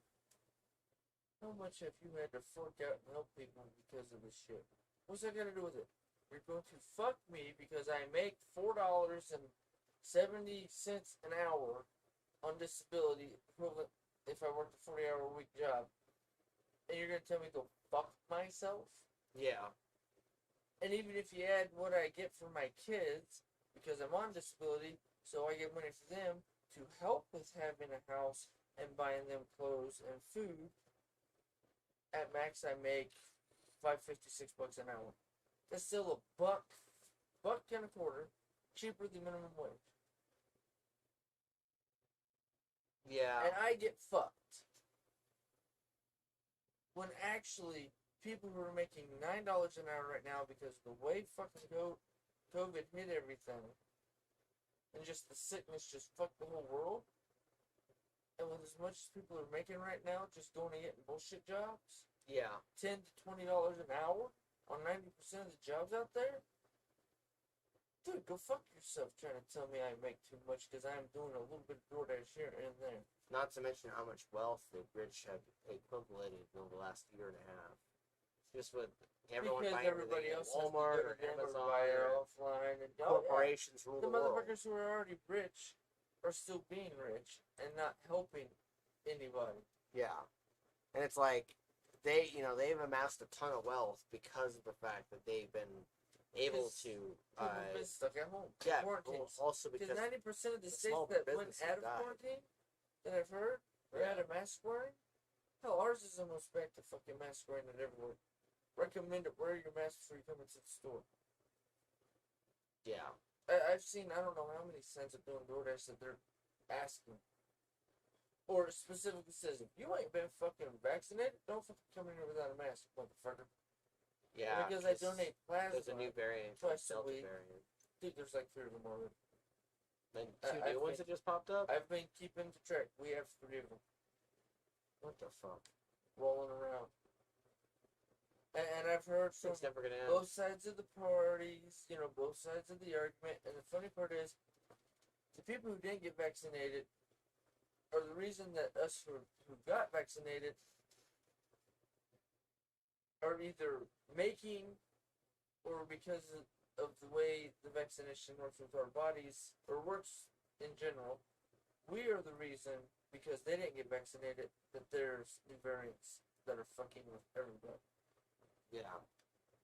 Because I even heard a story, because we didn't do it on the podcast, because after the last podcast we did in the last 2 weeks being so shitty, that somebody who had, 4 people who had the vaccination, hung out together. After hanging out together, when they separated and went their separate ways, within a week, 3 of them had all caught the variant, even though they'd been vaccinated, and had it for 2 weeks, essentially, and almost completely got fucked. That's they insane. had to get breathing apparatuses and that whole shit mess. Like, you caught Family COVID friend of from ours, originally. Marina, her husband, Matt, well, they're not married, but significant other, got intubated. He intubated himself recently because of the fact that he contracted COVID, and because it's, it's a pneumonia, or it's a respiratory illness, he ended up he intubated himself because he was delirious as hell, because they put him on oxygen, and then they took him off oxygen to see if he could actually, work it off or handle it, and then he ended up getting delirious. His oxygen level dropped down to level 40, and so he asked to be intubated. So now she's literally waiting for him to pull through and everything, and that's someone that we know. And so it's like the arguments are that when you know someone, it suddenly becomes real. And for me, it's like it's always been real, and that's part of why I got my shot. issue is I'm not getting vaccinated. Cool. Keep wearing your mask, you fucking cunt. Right, like I've gotten both shots. Because you're the one is the reason. You've gotten both shots. Well, I've also heard they're supposed to be coming out with a 3rd shot. Really? For Pfizer. And on the other one too. But we gotta get our that 3rd was shot. Decent. Yeah, I gotta do some research, talk to Walgreens about that. Yeah. Because if they got it, yeah. And then I'll just go, alright, I need to set up an appointment. And then go from there. And then I'll tell you, and then you can set up an appointment, go get yours. Yeah, I mean, fun. Like that's what I have to do this week. I have to do some research on that, and then I'll let you know when I come over on Tuesday. Yeah, because it's like my immune system is really good, and Amber's is really shitty. But say I ended up carrying mine and yours is amazing because we work out. Yeah. Hers is shitty because she doesn't work out enough. Yeah, and but it's the thing, you have the weights I gave you for Christmas, so she just actually clean. does it. Well, no, if she do more cleaning, she'd be more physically active. She wouldn't get as sick as often. 1, 2, if she lifted weights at home. After the kids go to bed for like half an hour a day. Just, bullshit workouts that we've talked about, and I've sent you videos on and whatnot. I cleaned like a motherfucker this weekend. But see, that is activity. Technically, you were doing what is considered a light workout at home. Yeah, that is true. Because that's like me cleaning. Because you're lifting shit all the time, and then you're constantly moving an arm movement, and you're walking around and whatnot. Yep, it's a full body workout. That's like doing dishes, me mowing the lawn and doing yard work. Cleaning the bedroom. It's an hour and a half to 2 hours of just yard work. Yeah, mowing, sweeping, edging, shit I do. It's fucking an hour and a half to 2 hours of fucking just straight workout on Fridays. Yeah.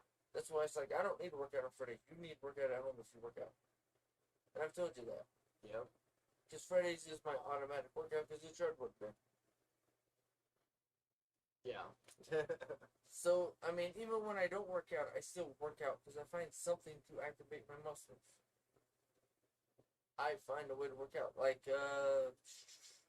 last week, was it this week? I don't remember. I literally did a workout in my front room and broadcasted on Twitch. It's one of my videos. You can look on it. It's not best quality picture-wise, but I didn't give two shits. I wanted to work out, so I worked out for fun. Yeah. And I broadcasted. I mean, shit, I burnt freaking 500 calories. I worked out for like an hour. Just Oh, broadcasting or just both? Just broadcasting. Hmm. This was like Wednesday. So I know that when I was wearing my watch and stuff a lot more, and I was paying attention to the calories being burned, it would tell me that with me just sitting in a hot tub, I had burned off 500 calories. If you keep it on you all day, you end up burning off a buttload. I mean, Yeah. when we get done broadcasting in a few minutes, I'll show you. Yeah, but it's like when it's 2:45 now. Well, it was that. Well, now it's 1:35, but like I was saying 2 hours 45 minutes, and I'm like, are we gonna call it? I think we probably are gonna be calling it. If you're ready to call it, we can just call it. I'm down. But like, well, one thing I wanted to But announce the thing is with us working out, though, our immune system's like 10 times better than everybody else's. we talked about What If, we talked about Suicide Squad, we talked about Skeletor, we talked about a bunch of other shit. So we've covered all the stuff that's here, minus this fucking thing right there. But so one thing I do want to talk about is that sometime this year I'm gonna be releasing a third book on Amazon. Technically, it's what was going to be the second book, but I've split them. So it's He volume. reorganized Yeah, the Crimson Nightfall is now officially an omnibus based on Amazon, and it's called Volume 1, and it's divided into two books. The first one's Catalyst Awards, the first 10 chapters, and then The Spear of Destiny is book 2, and that's 11 chapters 11 through 20. And that book is on Amazon still, but I'm also be putting it on my website.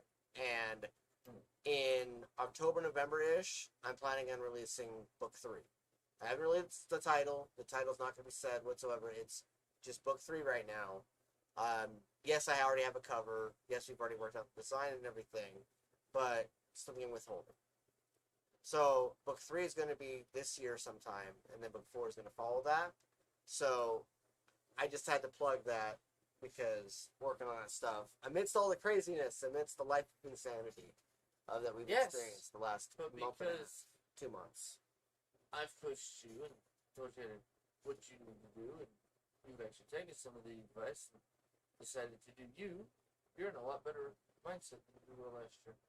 That is true. I am a much better mindset. Like, it doesn't, like, I'm not even getting set off by some of the smallest shit. Like, That used to set you off. Yeah, I'm no longer going on to hour-long tangents and, like, going on, like, about the most, like, basic shit or, you know, carrying on forever.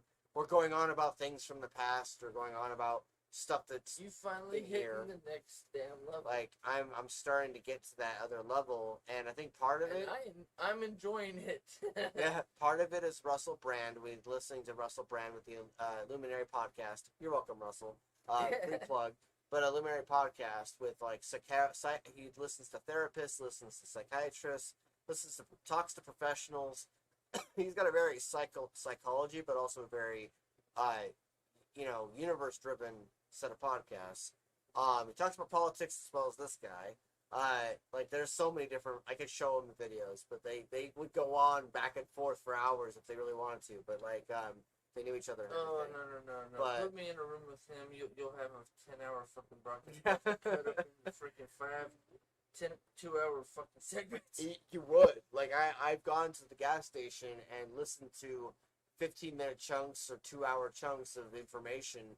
And that guy will speed the fuck up on his voice, like the way his patterns are, his vocal patterns. He'll speed the fuck up and then slow down, and then speed the fuck up again, slow down. And every time he speeds the fuck up, it's always faster than he had before. It's like I'm like a lawnmower. You're revving it, and it's just going faster. Well, you see me do that. You made a comment. I see you doing that too. You like speak really fast, and you like slow down for 5 minutes. Make sure everybody absorbs what you said, and then you keep going.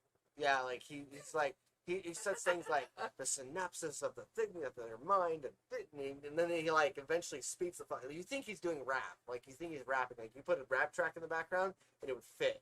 But like basically, that's why I always thought I'd never have an issue if I decided. It's like no, talk too fast. No, that's easy. Yeah, it's a combination of the listening to that podcast, combination of Jim, and a combination of just. Everything I'm trying to work out in my head. Even figuring out the fact that, my wife might even be borderline narcissist herself, and the fact that the idea of the word narcissism has like this negative cloud that society's given it, and people don't acknowledge what the it fact actually that is. it has to do with ego, but it has to also do with an uncontrollable use or uncontrollable need to have that ego be filled and fed and not having it be healthy. And it's like you can either be a drug addict because your ego was really terrible, or you can be a drug addict because your ego was not terrible, but on the opposite end, but not healthily done positively. And so it's like, can either be either or. And everyone ignores that, or everyone doesn't want to pay attention to that or study it. So it's very interesting. It's also the concept. weird thing that you were saying your uncle called me. Yeah, it was an altruistic narcissist. Where Because like you're able to fulfill I needs of feel people. I'm important, I'm the best by helping everybody else. Right. Yeah, like Kevin called it. He was like, "Is that like an altruistic narcissist?" And I'm like, "Really?" And he's just like, "That's what it sounds like to me, with what you described."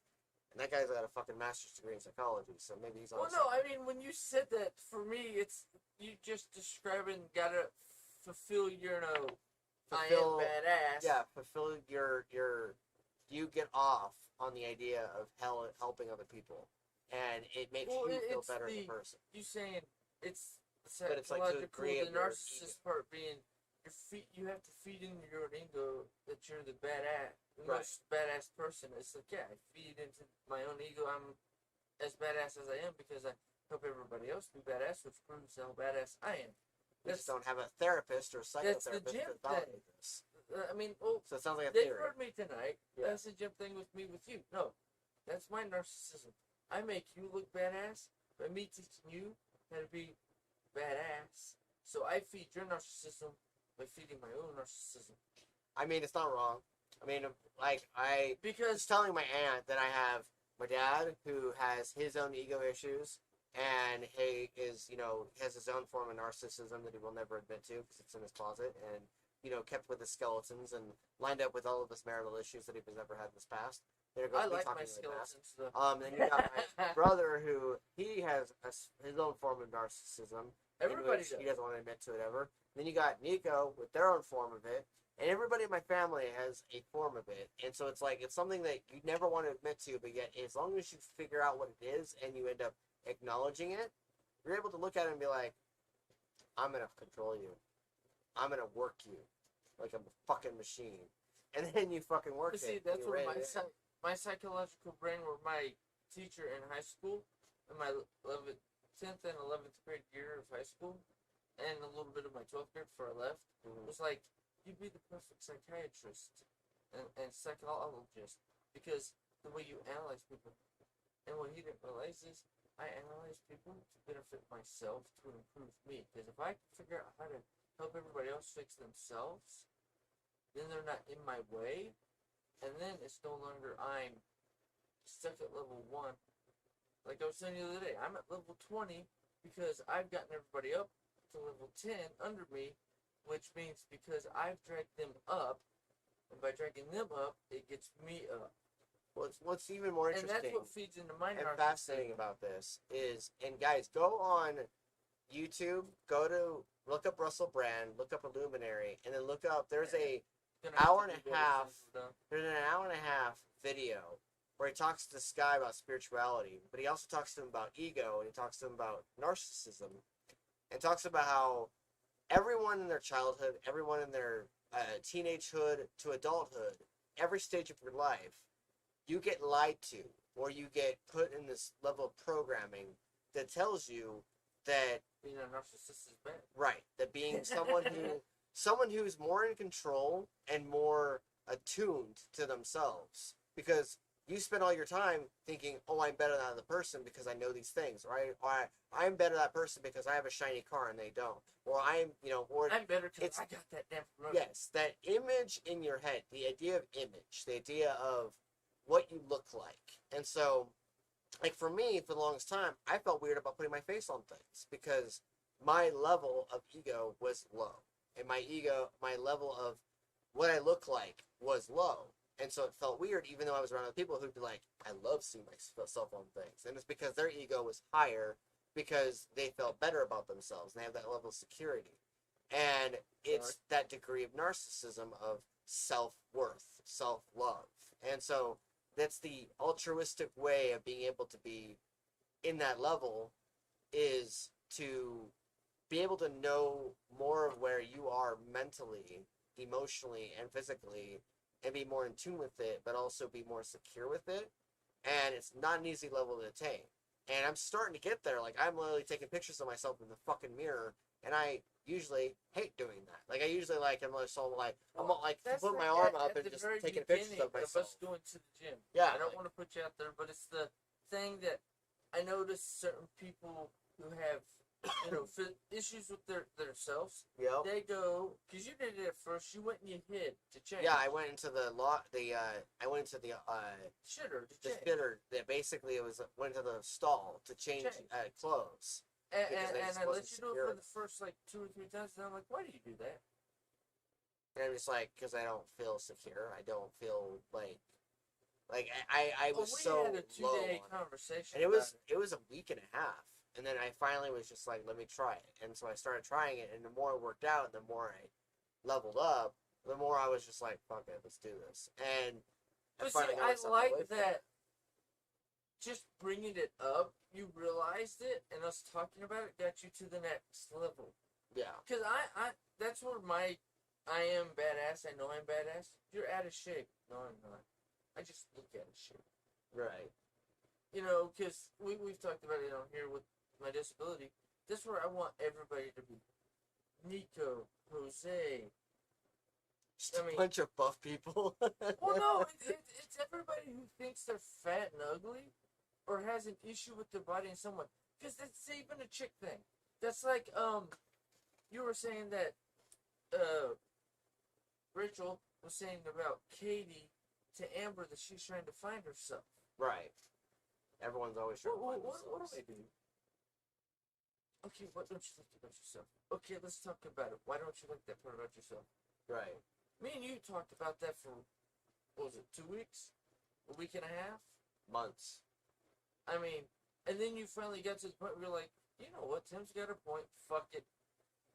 Doesn't matter what I think I look like, it's what everybody else thinks I look like, and as long as they don't say I'm fat, and because that's also around the time you started getting compliments about being fit. Yeah. When I started poking at you about not feeding into the negative, it flips you. And that's why I say everybody's a narcissist. You just have to tap into it. And that's what you're talking about. The one guy talking about how you have to tap into it as positive. Because everybody has a little bit I'm badass. It's just they're afraid to show how badass they are. And if they did that, yeah, everybody would not worry and everybody would be in a better place. And this world wouldn't be in the shit sack it is. Because you're worried about the asshole next to you with religion getting to heaven before you do, because his preacher or his Messiah is the real one. Who cares? That's the end goal is all the same. That's what he talked about on that podcast as well. By the way, he talked about he talked about the fact that everyone ends up being admitted to, or whatever, whatever the ideology get to an is. afterlife. You get to the point where you're at that point where hopefully you've achieved enough in your life that and you're always going to be in that persecution stage in which you're persecuting yourself, or you're judging yourself for not doing enough, or you're measuring yourself. You are your own worst critic, you are your own worst judge, and you are persecuting yourself, which in some religions is how you get to hell, is because you are basically torturing yourself for your sins or for your failures, or your regrets. Into the whole Lucifer show. You're right. That TV show that might or might not be tapping into that exact, universal ideology. So what I'm getting at here is that when it comes to the narcissism terminology, it's more the idea of being secure with where you are in your life and secure with who you are as a person. Due to the point where if you don't want to be that person who works out, fine. It can help you, it helps him. But that's where his narcissism kicks in, and he thinks, if it works for me, it must work for someone else. So what I'm trying to say is that yes. If there is someone out there who can tap into it without doing that, that works for you. But that's where I'm saying that, when it comes to this narcissism thing, the way of being healthy about it is by helping them achieve that for themselves and achieve that level of pathology when it comes to the level of, you know, Your brain. your brain spirit. and your spirit and your emotions. And he has a lot of fucking pride. We all know that.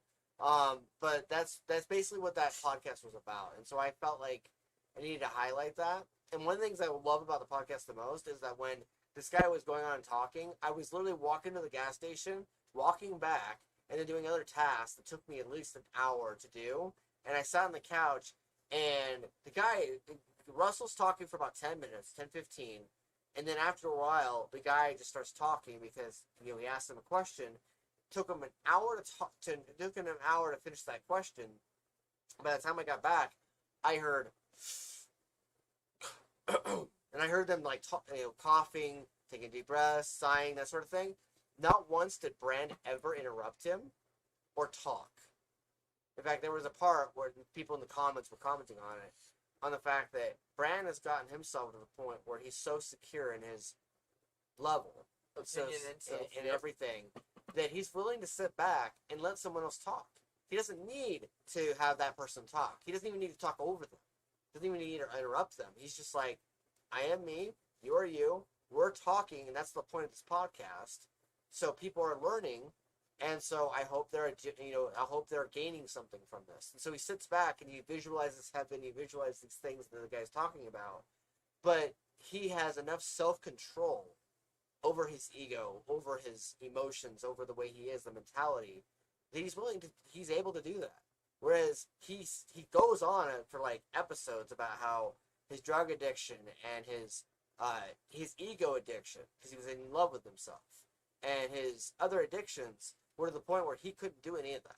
Like he'd go to so many different seminars, so many different places. He wrote books about that sort of thing. He would go to AA meetings. He would go to all sorts of things. And every single time he would do that, he'd come back home and he would do the drug again because he couldn't break away from it at all. And he was more in love with the euphoria and the release and the synapses of what comes in on the brain filters than he was in the drug. It wasn't the drug. It's kind of like, you know, someone who's fat or, you know, quote unquote, someone who's, you know, overweight or loves food and loves the taste of it. They're more in love with the sugary stuff at the bottom of the pizza than the pizza itself. Or the flavor. Kevin Smith, he's in love. To it. He was in love with food. He spent an entire 20 minutes part of one of his podcasts talking about how when he cut off food completely and he started eating vegan stuff like, you know, beans and other stuff like that, he was hating life because he didn't have that sugar rush or that even the fat. Yeah, even eating pizza, like he wasn't getting the same stuff, the chemicals that go into your body when you're eating pizza and shit. He realized he didn't even care about the pizza. He would literally eat it because of the stuff that's on the bottom of the pizza, where all the gooey oil and the sugars and stuff like that is. Like, and that's my point here with the fatty cheese. Yes, and so it sounds like I'm rambling, but really it's a bunch of connected dots of touch points I get exactly of where like you're going. the fact that with this thought process, hopefully someone gained something from this, which bounced off of the influence of where I got it, which was Brand, and I learned it from him, and learned it from the people he talks to too, in which get yourself to a point where, and I'm still working on it. It's still an ever-growing process. Yeah, there's no finish line. Oh, no. There's no such thing as a finish line with this. You are continuously working on it. And even when you think you're like, oh, I'm done with it now, it's like, that's when you start regressing. That's when you start regressing. There is no finish line. And that's where a lot of people I know, personally, get stuck. Mm-hmm. Yay, I finally got to this point. Okay, where do you go from here? What do you mean? I got to this spot. It's like, Ellen, no. I got to this part. I owe my business this. Okay, what's next? Because Russell would ask. And he had people. the hiccup on that. You noticed that in the conversation, right? Mm-hmm. He's like, no. That is the end goal. No. That's step 5 of a 20-step program. Yep. Everything's a 20-step. Oh, and the funny part is, when you get to that 20th step, you're only at step 2 of the 100-step program. Yeah, he wanted to jump from step 2 to step 20, within Instantly. 6 months or within a year. He didn't want to do all the hard groundwork, the grit. He talked so much about it, and yet he didn't want to He take doesn't want to do it. he doesn't want to take those steps because he just wants to be there so he could just play around, which means that he'll always regress while he's in that mentality. Yep. And I was sitting there and I was thinking about this, do that. and with me, it's like I've talked about the fact that there's personal stuff that goes on. I've talked about the fact that in the last 2 years we've ran through hurricanes. In those hurricanes, I sat back and I literally asked myself, where do I want to be? And it's an easy question to ask, right? Anybody can ask that. You can easily give a bullshit response, or you could take it seriously and be like, I want to be here. In order to get to where I wanted to be, which was like here to here, it wasn't even here. It was here to here. That took me 50 steps because it came to consistency. It was revisiting my discipline as a child. It was revisiting my timeliness, my availability to structure, my availability to being able to reprogram my mind, to not be trapped within myself. And did I regress? A fuck ton. Did I progress? A fuck ton. Sometimes I zeroed out. Sometimes I did a lot and then I went right back. And it came down to how badly do I want it? And do I want it more than I can breathe? Do I want it more than I can even feasibly understand? And do I want to do this podcast more than anything in the world? Do I want to finish this book and get the job done more than anything in the world? Do I want to give a healthy place for my kids to live more than anything in the world? Do I want to keep a job so I can get the studio running more than anything in the world? Yes. How do I get there? Well, making that I have to do it to live. Right. But behind all that is keeping the place clean, keep building a structure, working with someone who's constantly regressing, working on myself who's constantly regressing, and just continuously moving on it. Like there was yesterday, Damien, guy's kid, literally told Amber, he's like, I actually like your guys' system. And I didn't know that he said that. But she was like, what do you mean? And he's like, it's very structured. Like, your alarm just went off, said that it's break time, right? She's like, yes. So break time. Like, she didn't fall back on it at all. She was just like, no, you find something else to do. Like, probably something better to do. Like, cleaning, helping clean, or read a book or something, something that's productive and not just waiting till your next video game time. And he was like, no, okay, I will do that. And so he went off and he did that. He started helping with stuff. And she was like, okay, cool. And for her, it was like, it's the normality of it. And it's like, happy that a kid actually honored it and respected her enough to listen and do it, follow through with her, and honor his end. But also the fact that, like, someone from the outside looking in, even if they were a child, was like, I like your system. I like how you built it. Because for her, I've talked about it. I've talked about it extensively. I've said, hey, she always goes into negativity. She has an addiction to her negativity. And she refuses to admit it because that narcissism, that pride, that the degree of it, that prevents her from being able to accept the reality she's built for herself, the cognitive dissonance of her reality and how her consciousness registers reality for her. There's a disagreement there and what she wants to believe. And so with her, she has this need, and it feels like a need from the outside, and the therapist confirmed it at some point when she saw the one that she was doing. We're working on getting her back on that. That she has this need to destroy things that she builds, or at least cause echoes of opposition to the things she builds. So, like, she builds a structure. Her attitude will suddenly change if one thing happens that's bad. Like, small. Like, her phone goes missing, or the TV didn't work the way she wanted it. And our middle child, Cass, is showing extreme signs of this. I mean, he's 5, but he's showing the signs of it. And, I'm trying to break her of those, that negativity channel. So, hopefully you guys are gaining something from this. Maybe you guys are experiencing this. Maybe someone maybe hearing about how we're trying to attempt it will actually help you, and you're like, I've never thought of that before. But basically what I'm doing is I'm telling her what it is that's going on that I'm seeing, and then I'm asking her, how badly do you want to fix it? And when she tries to fight with me, I go, no, shut up. Either I'm walking away. I'm gonna create an interruption. I'm gonna interrupt this conversation and walk away and let you cool off, or we can talk about it for a minute, and we can help you acknowledge what you're doing. Because I literally do the same thing for myself. I literally go, when she starts telling me things that are wrong, I go, okay, what about it? Let me understand. Like, let me clarify it. Let me ask a clarifying question. What is going on? What is causing it? What am I doing? What am I not doing? What am I unintentionally doing? And then I try to tackle it head on and be like, okay, well, what can I do to change that pattern? Interrupt the pattern. Interrupt the, opposition. The downfall. Interrupt the regression in play. Because it all comes down to, what am I able to control? And what am I able to let go of control of? Because there are people who will control the controllables to the point of such extremes that they are creating the problem. They're manifesting destiny. They're manifesting the destiny of their downfall. Yep. And so if you are able to let go of the control of the regression and just simply change the pattern or create an interrupt, you're able to suddenly take a detour away from that path of destruction and go towards a win.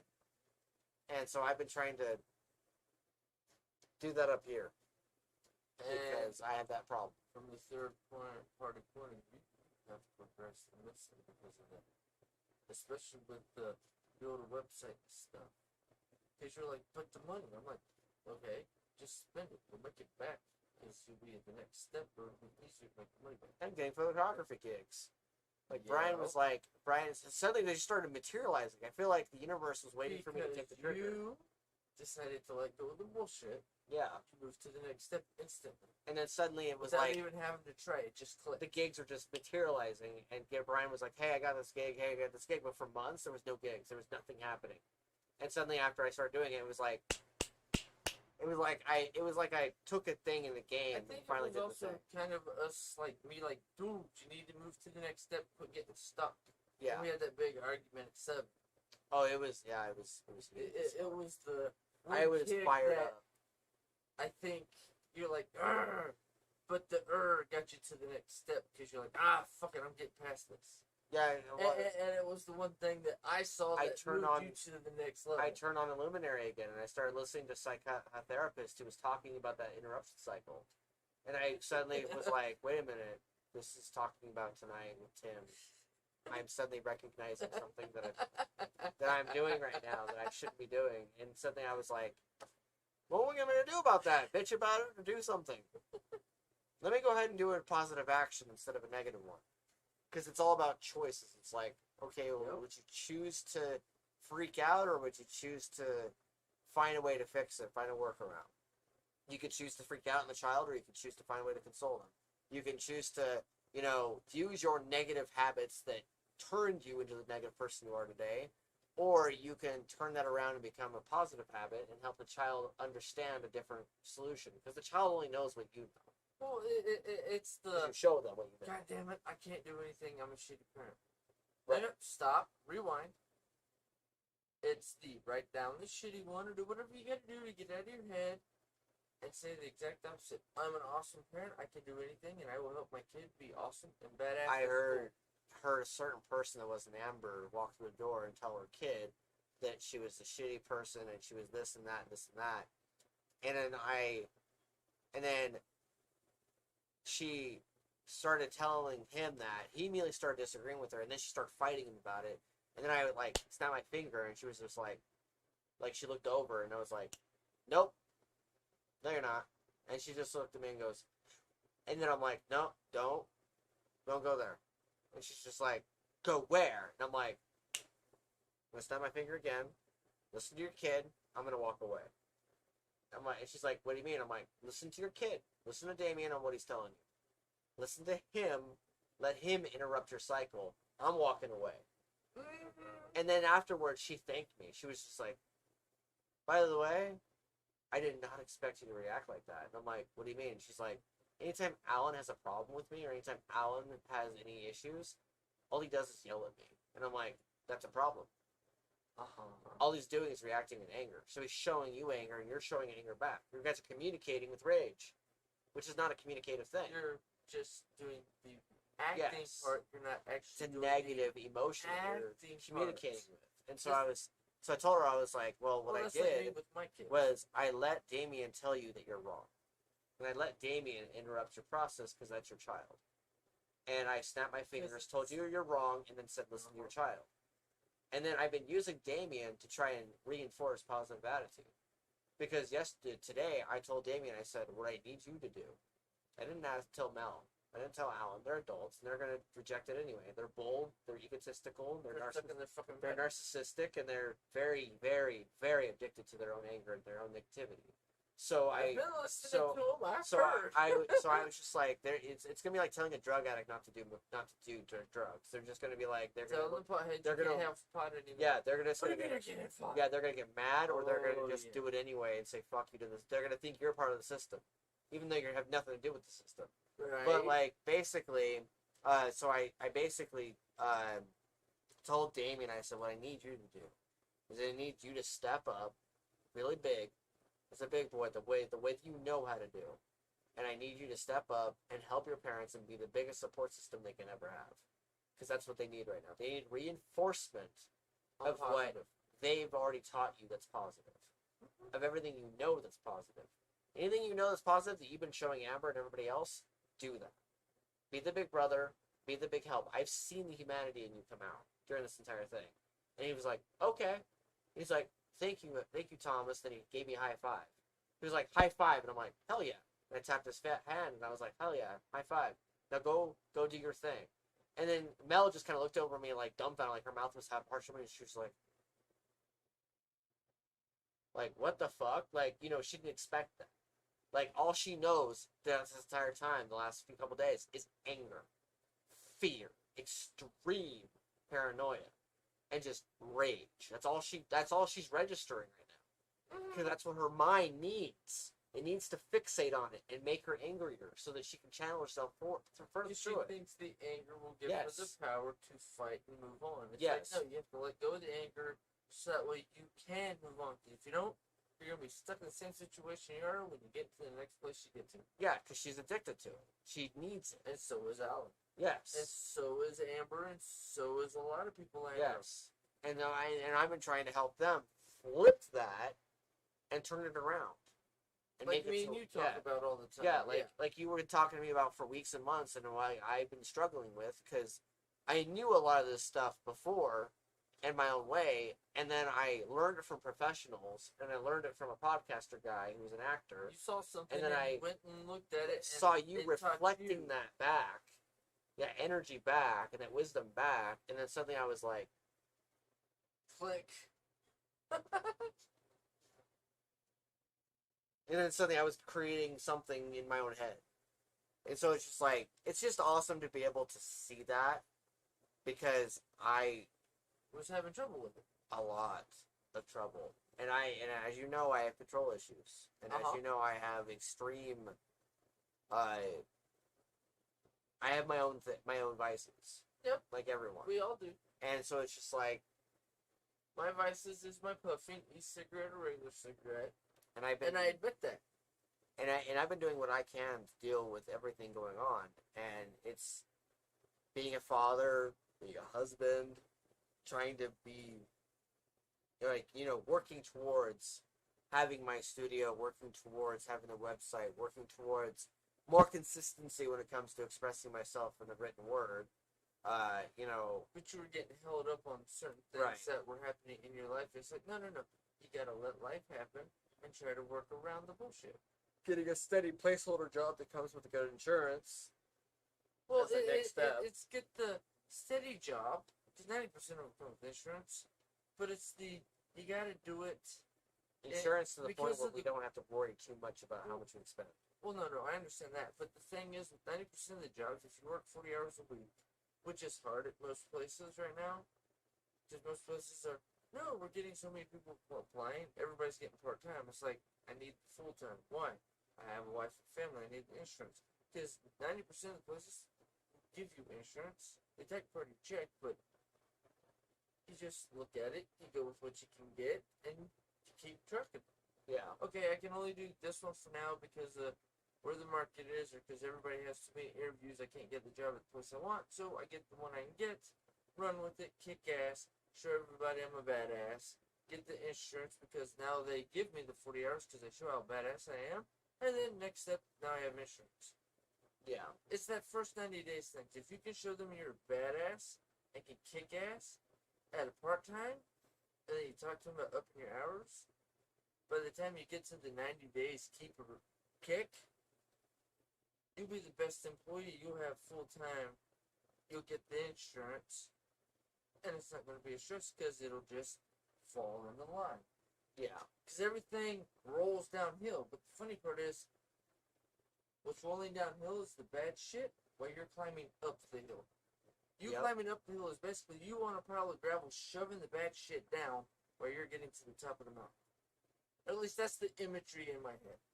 Yeah, and then the top of the mountain, it always becomes bigger, too. You get to the top of your first mountain and, oh wait, hey look, I didn't know there was another one. Sweet. Yeah, there's like yeah, a billion mountains. that's like the thing. You got to the top of So Everest. just Now where do you go? enjoy Outer space, asshole. Enjoy every single mountain that you end up running into. And Because enjoy the it will journey teach you of a the mountain. new lesson. Yes, and enjoy it, revel in it, and then keep moving up. Yep. Keep getting to the next mountain.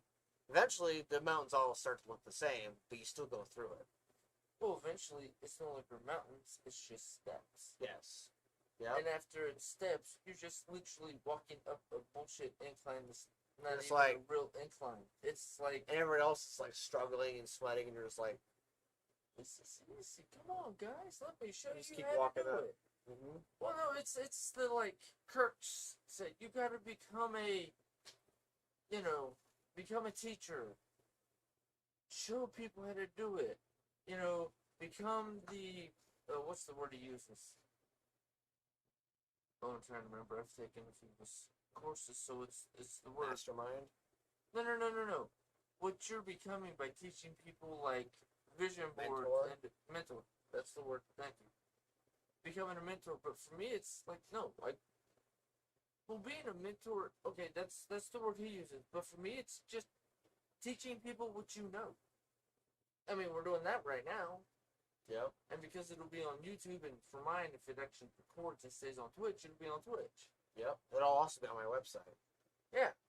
So, I mean, we're becoming mentors from me showing you what I know, you finding or just like having chance running into what you ran into that made you see the next step. Yep. So in the end, we're being mentors in the end anyways. Because if we teach everybody how to get to the next step, us getting to our next step, which is be governor, you lieutenant governor, and then if you want to stay as governor here, even though you said you want to move out of Utah, but if you get the governor here, you'll be able to keep the system improving here, and then I can move to the next level to try to get the bigger system improved. And then we can work together, you being the state of Utah level, and me being, you president or whatever the next step for me is, and then we working together and we just moving the whole system up. That is literally my end goal, to move everybody up. It's the no longer... Not gonna lie, I had a flash mob sequence in my head where it was like one of those 90s performance videos, like workout videos, where you're at the fucking very front of the line and you got like this entire crowd of people behind you and you're all doing workouts and shit, and it's like on Blu-ray or digital download or something, and it's you doing little jigs to 90s tunes. I'm like the chick at the gym that's got that classroom with the pom-pom music. That's what I'm talking yeah. about. Yeah, I was imagining you with a workout flash mob is essentially what it is. And you were like, you had like your own workout class of 50 people, and then some dude who was having health issues at 40 years old and trying to get himself up in the world, and he ended up running into it at a gas station, and he turns it on, and there's Tim on the fucking screen, the very front of the line, and he's showing people how to work out on the video, and I'm like, and I was doing cardio at this point, and you were talking about how you were going to try and bring more people in, and get them to how to I let you want to coach bring them and more- everything. yeah. Uh-huh. And I'm just like, in my head, I had this image in my head, Napoleon Dynamite style of like Flash Mob and Flash Mob workout mob, and I'm like going, what do I imagine him being like the front of a fucking workout class, and you run into his DVD at like swamp meets and gas stations and Dollar Trees and whatever, and it's just I'm not worried everywhere. about the money at that point. It's just like, no, I'm doing this for fun. Let's just have fun. Yeah, and like, and then That they is do totally my interviews and mentality, they ask you in interviews, they're like, wait, what's it like to have CMT and do a workout flash mob, and then you like go on about how it's your drug and how I feel so badass. yeah, and you feel shit, so badass and everything, and then suddenly it goes on YouTube and has like 1 billion views. I love that. I I like that my every time mind you just just kept- put up my that was mind just awesome. kept going in this direction and just kept going in different Because rabbit now holes. I keep talking about you are the basically the first model I can show everybody. See, I know what the fuck I'm talking about. Yep. Come join. And then I had like a before image and an after image. Like one of those infomercials at 5 a.m. No. See, that's where governor comes into play. Because I become governor, and then everybody works out together. It's our weekly workout, and then I become president, and then it's the United States workout. Then Canada joins us. It's the North American workout. Then Yeah, Mexico and South America joins us. It's the American workout, and then the whole world was working out, and then we're no longer we're fat asses. It's like no, we're all skinny, fucking Then like tight ass, fucking fit people. 20,000 fucking flash mob, and Tim's at the very front with a giant fucking megaphone and speaker systems around the We ass can around the do it, stadium. come on! And you have like different variations of colors of the crowd, and they're like, wait, what are all those variations? That's Canada, that's China, that's Russia. Oh, yes! I love that. Okay, I'm done. This no, the picture you just put up there, that looks awesome. Fuck yeah. But My we gotta end this, imagination- guys. my 'cause it's imagination goes past everywhere. 2 a.m. Yeah, no, it's We went an extra hour Yeah, because you got into that tangent. We Yep. just went. yeah. But No. this has been a blast. We have talked about What If. We have talked about Suicide Squad. We've talked about Skeletor. and We've talked about everything. everything around that. I hope you guys have had a great time this evening. Future evenings, whenever the fuck you're listening to this. If you're listening to this in bed, if you're Or you're listening masturbating, to it while you're driving. or you're have, on yeah. a drive and you're door dashing or something, just drive safe. We hope you've had a good time. I'm TPAW, I'm Karnage. and that's been Crazy Peace for this week. We'll be back Y'all have an later. awesome one. Yep. Same bat time, same bat channel. Crazy Peas or tpawsplayground.com.